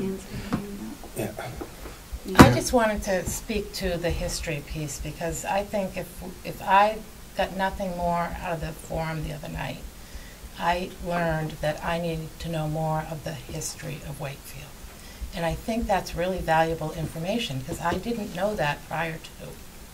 So, and for me, it was even, there's some history around special ed that I don't know. And I need to learn more about that before making big decisions that I'm going to bring to you. So I think that that was very valuable information. And tonight, it's there again. It's on the table. We need to understand the history of Wakefield so that we can best represent our Wakefield and the education of kids. Right. And we have to catch up. Yeah. We have to catch up We have to to catch up to all what's of already the happened. community knowledge. We also, well, the community knowledge is vast, but even the knowledge from the past boards and the past decisions of the past administration, the five of us sitting here can do all the research we want. We're never going to know everything. Well, maybe Steve, but we're never going to know everything. And you get a year or two back. That was good. You do. You get a year or two back, but at some point, and it saddens me to say this, I work 50 or 60 hours a week. And then I have light reading from the school board. Really and truly, light reading. And I'm talking, I've probably read 400 or 500 pages a week for the past 6 weeks till midnight, and I'm falling asleep because I can't do it anymore. And then I get up and I'm reading it over coffee. It's overwhelming to be able to do everything, and you want everyone to be happy and to feel heard and validated. It's hard. And I don't know necessarily what questions to ask you all to get the answers I need to answer them. I do the best I can. I try not to be negative, although I am a little negative, because I guess I'm overwhelmed. Can I say one thing? You weren't at the forum the other night. No, I was working. There were two former school board members there, and I think Laura agreed with me that we're out there and reach out to us. We're the history. And Priscilla, with all due respect, you, yes, but I've called others and they've said no. And I know. I'm giving you material. I'm not saying Some of that homework you're I'm reading not for saying hours. you personally. That's my homework I read this week. But it's hard, and we want to do the best we can. We're representing the town, and you're representing us, and we know that we haven't picked the same path as Milton, and we know that we're dividing you, and that's tough, and that's burdensome sometimes because it's like it's tough. And there are a lot of unanswered questions. Well, my question would always be, at the end of the day, where is the directives coming from? When you see written documents and stuff like that, and you see some verbiage that aligns with documents coming from other areas of the world, I get concerned, about the I was glad to see the word global society removed out of our mission. Global. It wasn't just you, Mr. Brown, you were one of 5 on a board, but anyway. But it was me, my persistence. And you know you have that. Anyway, my point is, where is it coming from? Is it, I don't want to be an isolationist, but I am, so I guess if it's not American, it's not for me. Well, to be perfect to that point, Mr. Fogg, before I left my house tonight and my dear little computer that I'm getting to know all too well, I was looking at the International Baccalaureate. Ever heard of it? I don't want to hear about it. Look at it. No, thank you. It looks just like Common Core. It's kind of scary. We're not doing Common Core. So why are you looking at it? Or the International It's the rule. Baccalaureate Program.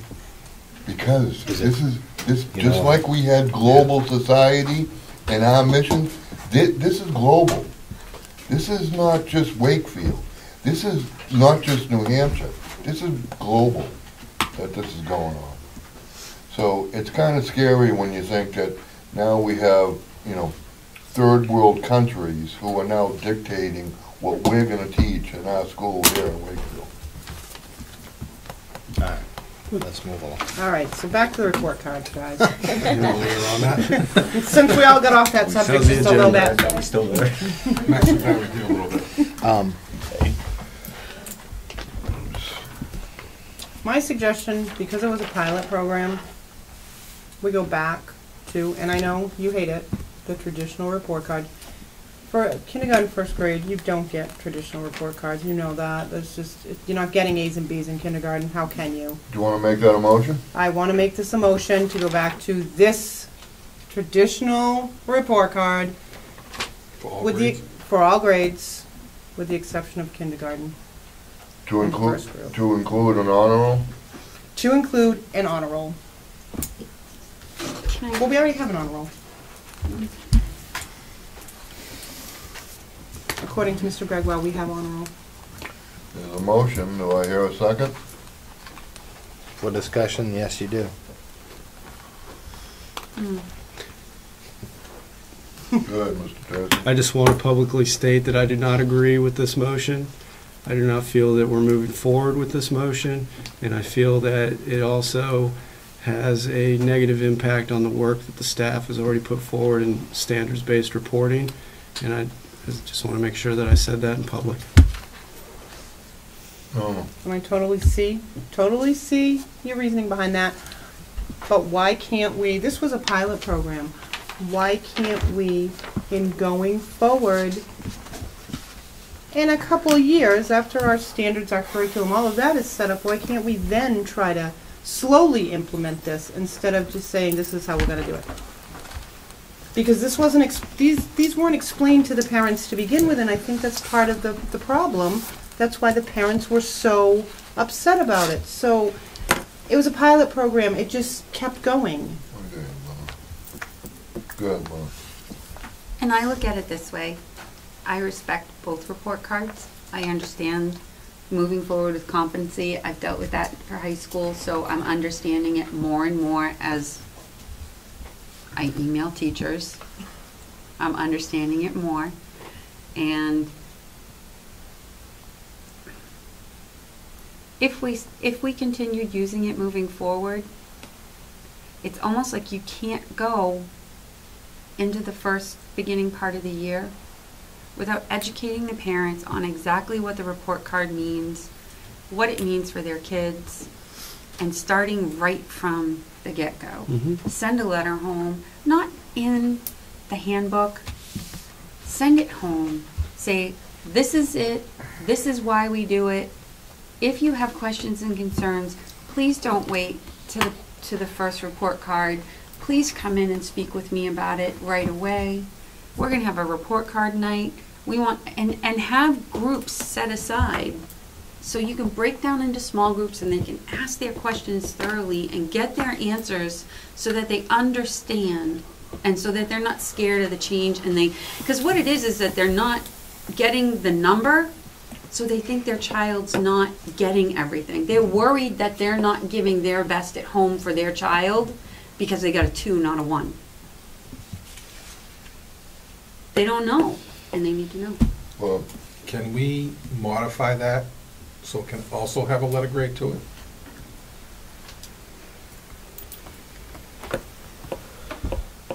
Not that I know of at this time.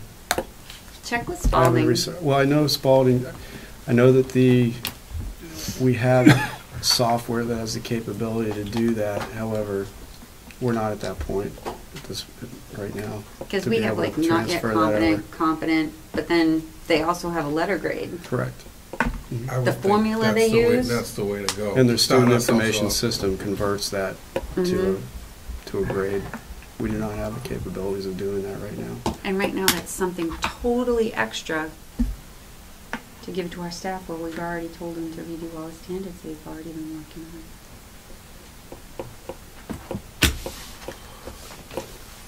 Well, when you You say can't write we, it in. when you say we, are you saying the folks that approved the pilot program? Or are you saying No. we as a board? Because I don't ever remember the discussion about report cards and what. No, I don't either. I guess if we continue, or if we make a change. And if the discussion has ever been on the agenda, you know, I certainly would have. I don't remember. Saw it. My vote would be to modify it as with a letter grade on it, even if it's handwritten on. I think to that point, Bob, is that then teachers are grading 2 different ways and then having to report 2 different But they ways. could both come out the same way. So if it's a B, it's a B basically written this way too. But you're asking them to grade 2 different ways. So I turn in an assignment as a student, I get that as a teacher, I have to grade it twice on 2 different means of grading. So it's double the work. But occasionally don't teachers switch the grades they're in? So if maybe there's a 1st or a 3rd grade teacher that's using this new report card that's going to go into 5th or 6th grade next year and start using the old grading system again. So they have the ability to understand the difference between the 2 systems wouldn't most teachers in the system be able to decipher what this PD stands for as an A? I mean, PD to me would be A+, wouldn't it, or A, or?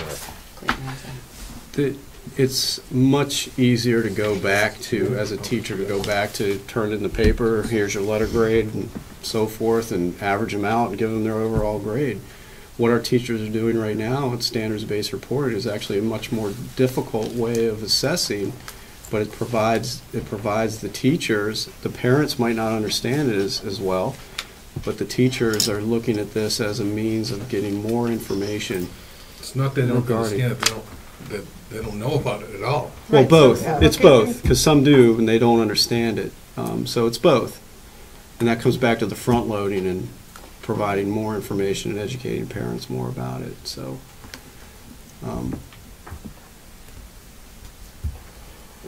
Well, there's a motion.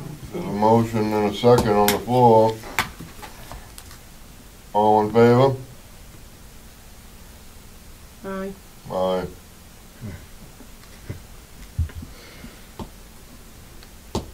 I have to abstain on this one only because of the climate. The You can't. whole, You can't. You can't, you need a vote. I mean, as a traditionalist, I would say aye.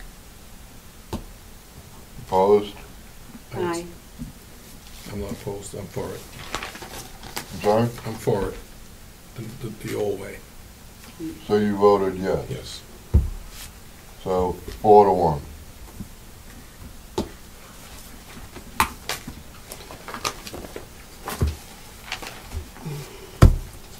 Excuse me, could you tell me who seconded the motion? I missed it. I did. Mr. Fogg did.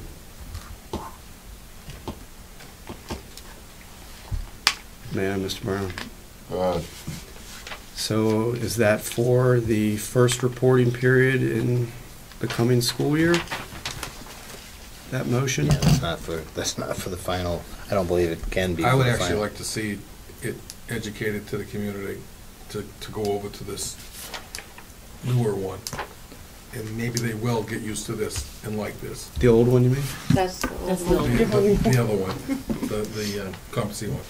I mean, if we can, you know, present it to the parents that have kids in the school system and they understand how to read it and stuff like that, That make the difference in the world.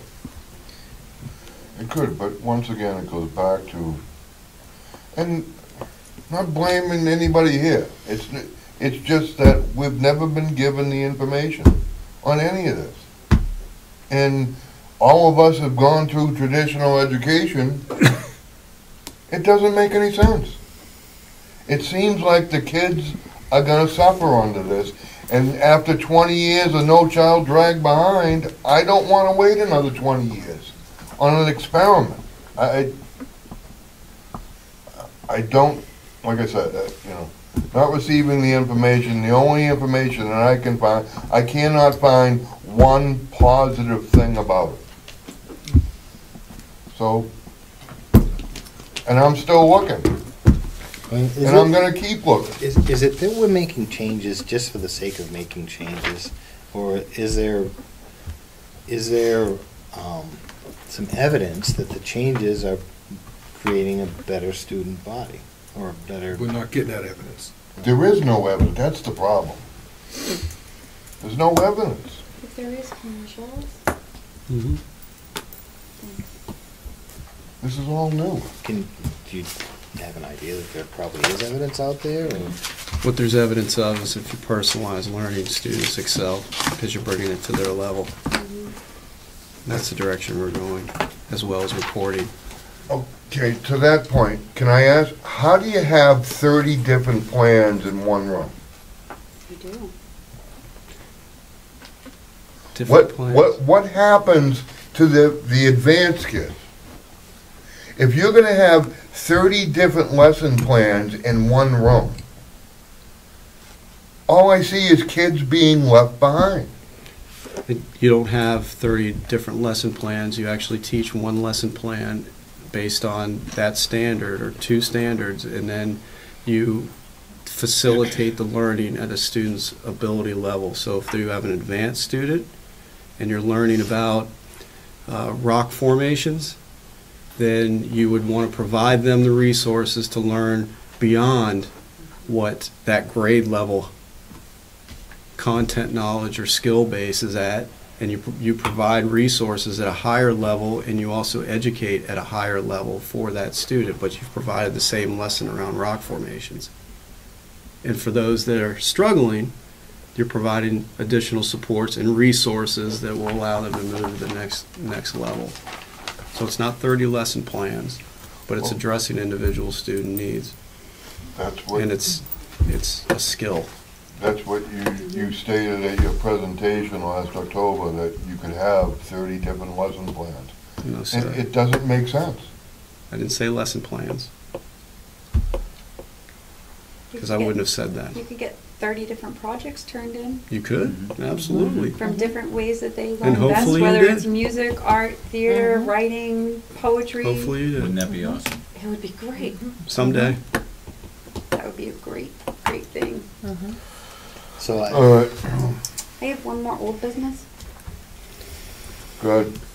We had asked about US Games. You had brought this to us, and you told us that you'd find out in that line what the monies were for, so that we could approve this at this meeting. The mats in the gym and the painting. You would wanted it taken out of the. That's we'd be able to take it out of that line, because that line was originally for replacing the well in the field, and we didn't have to replace the well because there was actually a crack in the pipe from a lightning strike. So we didn't expend those monies on replacing the well, we just fixed the pipe. Actually, I think they found out that was an electrical problem. It was short. A short or From the- something like from that the from an light. electrical. Yeah. Yeah, it wasn't the problem we thought it was going to be. Right. So- That's where those monies are still available, because we didn't Okay, so- replace the well. Do you guys want to vote on whether or not to approve the mats and the painting in the gym then? That was brought forth by Mr. Boynton last time. Not Mr. Boynton. Who brought it forward? Joe? Bob? No, Bob did. Adams. But it originated from Joe. Mhm. It was his thought. I'll make a motion to do this, so long as we start having the process embraced where, whether it's $3,000 or $5,000, I mean, these projects really need to go out to bid. There's more than just one painter, more than one mat provider. You know, when you're spending $2,000, $3,000, $4,000, $5,000, it just needs to go through the process. I agree. Are you going to want a Competitive total bidding. amount on that for a motion? 4,895. And I think you said, Ralph, at a facility meeting that if the vote of having one or more bids come in at $5,000, everybody's going to start bidding just under that amount.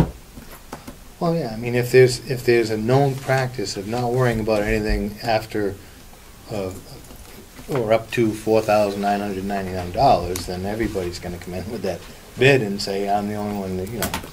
It's just, to me, it's protecting the public interest.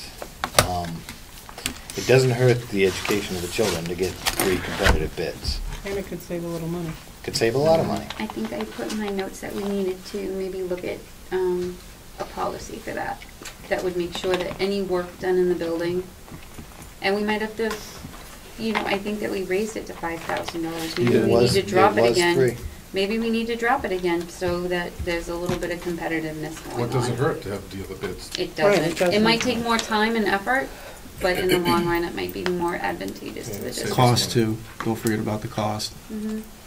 Yeah, you can far more than make up your advertising costs with a cheaper bid. I just wanted to make sure Yep. I threw that in there as a. Okay.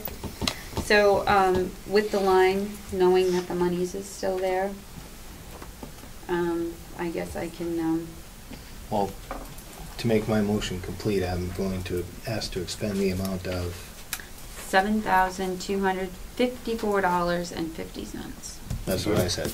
Oh, wait a minute, is that, are you going out to bid or what? No, it's to expend the monies to have the mats and the painting. But that's two different. Yeah, that's a companies. total, so That's a total. each service is separate and Each under service, under so 5,000. do you need two? No, you can do the total. Okay, so the painting is at $400 $4,895, and the mats are at $2,389.50. And you don't wanna put it out to bid? I do the next time. I It's mean, two I different just things, think, though. let's get this job done, and the next time we'll just ask Joe to make sure if he's got a project that has to be done, bring it to the board. We'll say, you know, that's a $300 expense, okay, get it done, or we'll say it needs to go out to bid. One thing you want to keep in mind, even though it doesn't go out to bid, Joe and Bob do contact several different vendors to get a price before they choose a vendor. Yeah, but they shouldn't be the ones choosing the vendor. You know, we should have 3 competitive bids in front of us and let the school board choose the vendor. Well, in this case, I don't believe there was 2 or 3 of those. This was a person, the painting part of it was the town hall. Somebody did something somewhere else. Right. So, I mean, and I, Right, but yeah, I see his point though, I mean, that, Absolutely. you know, is it the old, you know, the old boy, you know, someone knows someone, so then they get that job over there, they send them over here, and they get this job. I see the problem with that. Okay. Are we gonna? so my motion is for the full amount of the $7,000 some dollars that you said, that I said. $7,254.50 Is for there a math and painting. Is there a second? Yes, I will second that. Motion second, all in favor? Aye. Aye. Aye. Aye.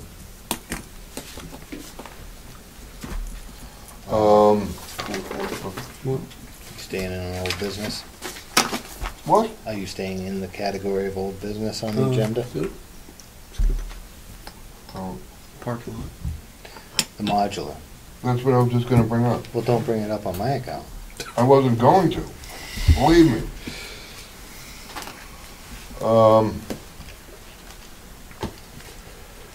We have, what, 8,300, something like $8,300. Apparently, the young lady who was going to take the trailer now is apparently having some issues. It's not definitive that she is not going to take it, but apparently it's not looking good that she will be able to. Reason? I guess there's issues from the town where she's taking it now. So, but we did receive a bid, I believe it was about $6,600 to get rid of the trailer If you want to see. and the other building. So whether we want to go with that, because that $8,300 that is left from the purchase of the land will go back to the taxpayers as of July 1st. And we'll be stuck. Well, no, well, those were monies that we said that we were gonna use as the demo, but then you got the deal from the other person, so we said we'd let them see if that happened, but where that hasn't happened, maybe we Twice. should, twice now, we should Twice. probably look at that and just move forward, because if not, we're gonna be waiting for a long time. And the modular needs to go before the trees go, and, you know, so I would ask the board to Can we see that real quick? consider a motion to reopen the what I want to make as a motion. You're going to want Can I just add something from previous history? Hell no. Okay. The 8,300 was actually for the removal of that trailer plus a few other things. We got a bid of 7,500, we have a bid of 6,600 plus the building. I think that's really good. But receiving $1 for that would have even been better. Yeah, And that's what we were trying to do, just I trying to, understand that, but we got a bid of 75, we want 66. So giving you the history, you guys are. oh, no, I appreciate that, but I'm just, you know. Isn't the first person on the list an electrician? Does he have heavy equipment? Mm-hmm. He does? Mm-hmm. Okay.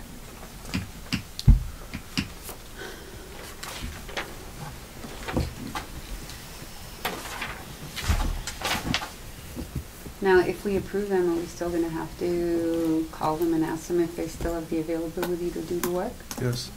Timeframe. But it's expending, you need to expend or encumber the money before July 1st. Okay. I'll make a motion to contact the low bidder on this, and I don't even know if we should be discussing numbers, really. No, But I just, contact the low bid and see if they're still able to provide the service for the amount that they bid. If they can, I would move to expend that amount of money and have that modular and just the dilapidated outbuilding? Yes, just a Right. shed, because we're keeping the other one. Right, even both of them. two other Yeah, ones. two other ones. We're moving one, and keeping the other So one. are we moving the other one? Spend that money for, My understanding. this one. Hmm? You need a public hearing in order to expend that money from that capital reserve fund. I don't think so, because it was already designated before it was approved in the warrant article for what it was to be expended on, and the amount of money is there. Okay, let me put it this way. $600. We've always had an unwritten policy that we would have a public hearing so that the public could weigh in on it. It's not a law, you don't have to do it, I'm just throwing it out. So do you recall the policy that you're citing? It's not a policy, it's an unwritten policy, it's just to make you aware. There you go. But it's not the law, you don't have to do that. I mean, if we had more time, maybe And I that, agree. I agree. we would be more than happy to do that, but at this point, Time constraint. Can- I will second that for discussion, but can we, I would like maybe to add that if that first company's not available, we go to the second. Because we have to have a backup, because if they say they're unavailable, Yep. we're here again, And and we need to get that I'd going. actually like to add to that myself. In the other building that we're keeping, Two. two buildings. that we have to move, maybe see if they'll do that for us and add to the cost a little bit, but see if they'll move them for us. I know somebody will move that for free. Yeah, we heard this before. Yeah. Twice. That For- And person's- they were gonna give us $1. No, that was a different person. Oh, okay. Somebody who ain't got $1. Okay. The I will do it for free. problem with that, Bob, is you have to have a number to Well, that's why I encumber. figured, I thought of that too, but. You know, you can't just say, well, let's ask them and we'll add that on, because you have to have a definitive I thought number of that when I was saying it. to encumber. But Ruff's offers better. I just, Get it done. I think it can get done.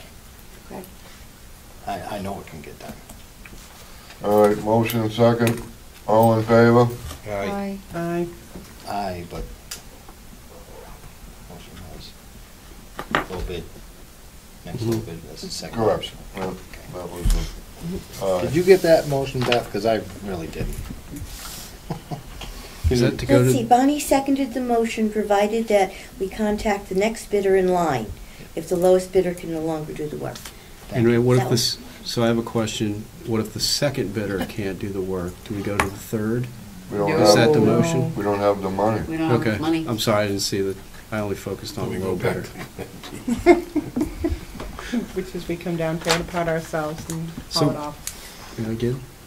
So with that, we had rewritten the RFP for tree removal, removing the stumps, but we also added in there to put a bid in for with structures or without structures. So when we get those bids back, we'll know now that if we can remove the structures, we can take that low bid on that response to that proposal. Well, so long as they don't charge us to remove the buildings that are already removed. I mean, I No, don't. I'm saying if the structures aren't there, we could take their low bid for the tree removal. I'm not following what you're saying. Yeah, I don't think the RFP had anything to do with the buildings. Yeah, I don't think it It did. was, we were just removing the words "and stumps" or "and stump removal" from the tree and stump removal RFP. Right. So it shouldn't have had any. No, No, what it that's fine. didn't have, this is, so we rewrote the RFP to remove the stumps, but actually Bob he made the comment, and I thought it was a great idea, do you think, or a question, would it be cheaper if the buildings were gone and we get rid of those? So the RFP said, it was put out as, we did remove the wording and stumps, but we also stated that, provide a bid based on if the structures were there and if the structures were not there. Okay. So I thought that was a good idea, Because someone bidding could say, well, if the structures are there, it's going to cost you this. If they're not there, it's going to cost you this, because we don't have to work around the structures. So knowing that the structures are going to be gone, we could take the low number because the structures aren't going to be there. So it should save us money. Okay. Yeah, and I thought Bob was just trying to, what comes first, you know, the chicken or the egg, so. that's- So we made sure we also had the backup for Was my if intent. they were there. Bus bids. WC Cressy, they're all three the same buses, and WC Cressy came in with the $82,000, which is the lowest of the three bids that we got. What, and you know what bus we're replacing? I didn't bring the schedule with me, I'm not sure what bus it is. I mean, I The just. one that cost us $10,000 a month Huh? in the report. Forget it. There's one bus that's costing a lot to keep repairing it. Well, I mean, I just like to make sure that we. No, it's not. Different one. That we need this. We're not just buying buses for the sake of buying buses. I mean, it's a lot of money, and just, you know, I just like to know which bus it's being, you know, how old the bus is, that type of thing. I mean, to make sure that, you know, yeah, hey, I'd like, it'd be nice to have a whole brand new fleet, but that's someone else's money, so. Just with an eye on other people's money, I would just like to know what this bus, which bus this bus is replacing. So do you want to table this to the July 16th meeting?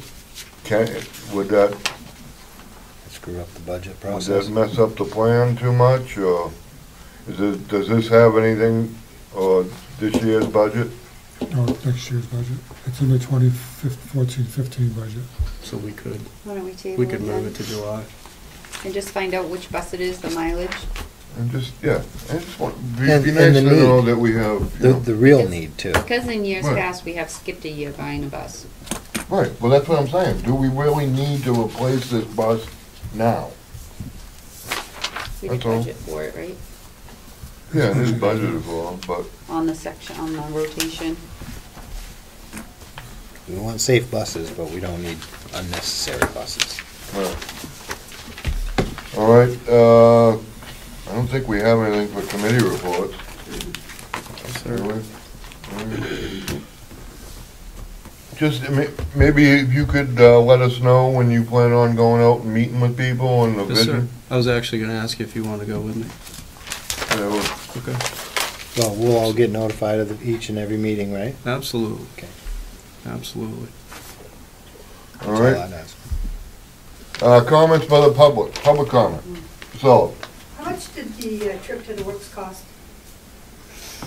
We haven't gotten the final invoice yet, but it was $1,500 is what it was projected. And can I get a copy of all the summer workshops that are being offered to teachers?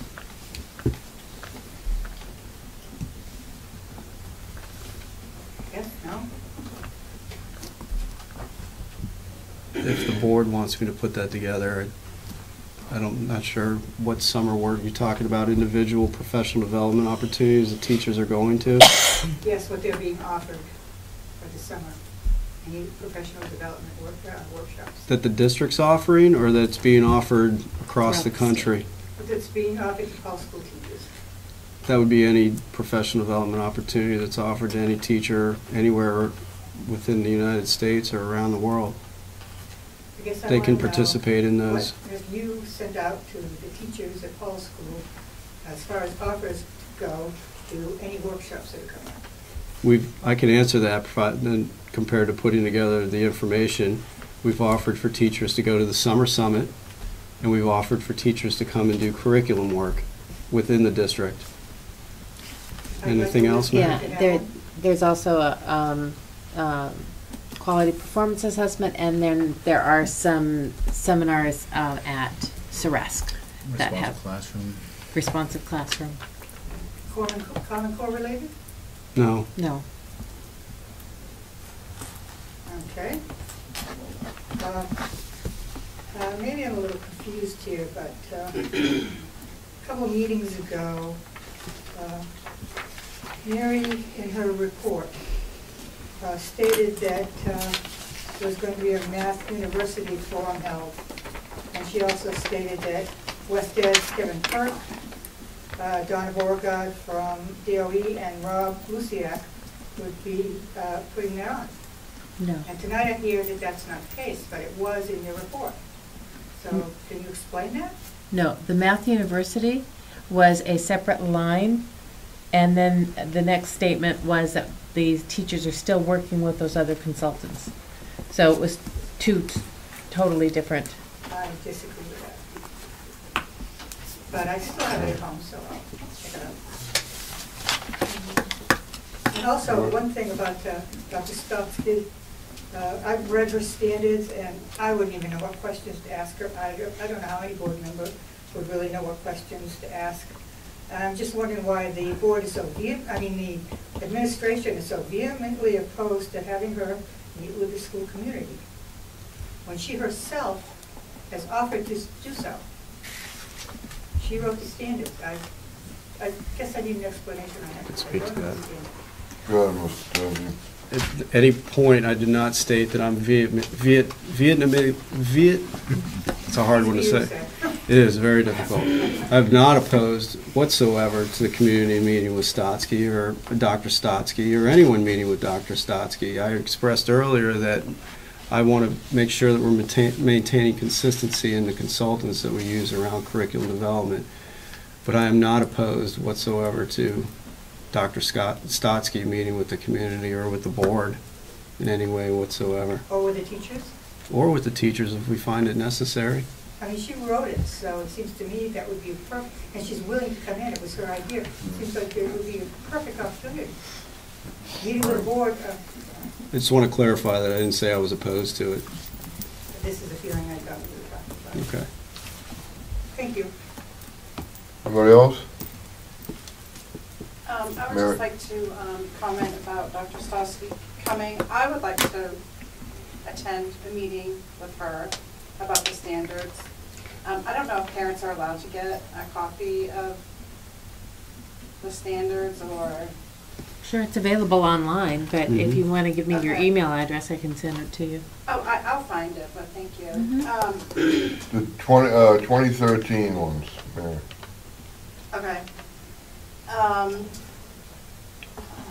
got lost, but the Math in Focus, it was approved by the current board on June 19th, 2013.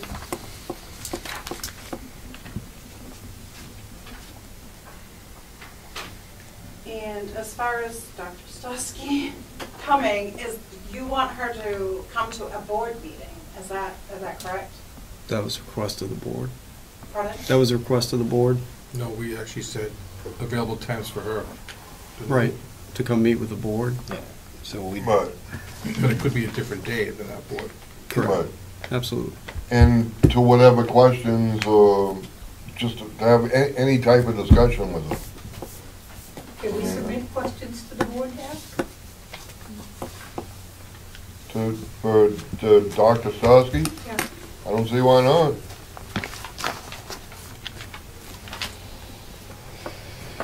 You all set, Mary? Sure. Were there copies of what Mary had?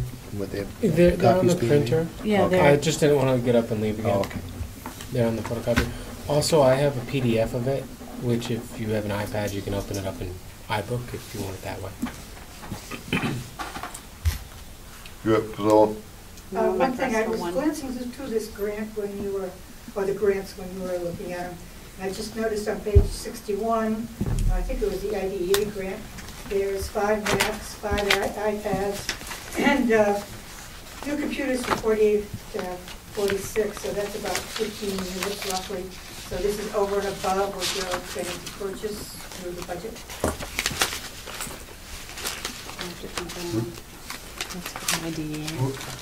Yeah, I gotta take it out, I didn't, it was, that's, Preschool. what page was that, Priscilla? 61. Page 61, Steve. Right, one is a student, one of the iPads is a student-purchased iPad for a student in Wakefield, but this is not just Wakefield, this is Wakefield and Milton. It's a shared cost. So,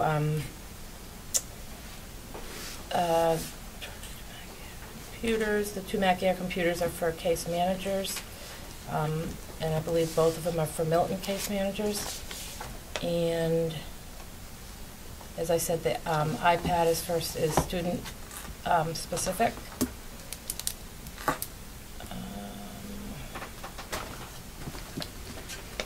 Mr. Brown, may I? Good. I'd like to reiterate the fact that it'd be great to get questions in Yeah. advance so we can be prepared to answer them. And These if- were questions that came up tonight, so it's very difficult Yep. to have the questions in advance. I understand. After the conversation's taken place. I understand. So- Maybe sometimes it'd be better if we could answer these questions at the next meeting, Right, could I bring this to you next meeting? if the board would like for us to.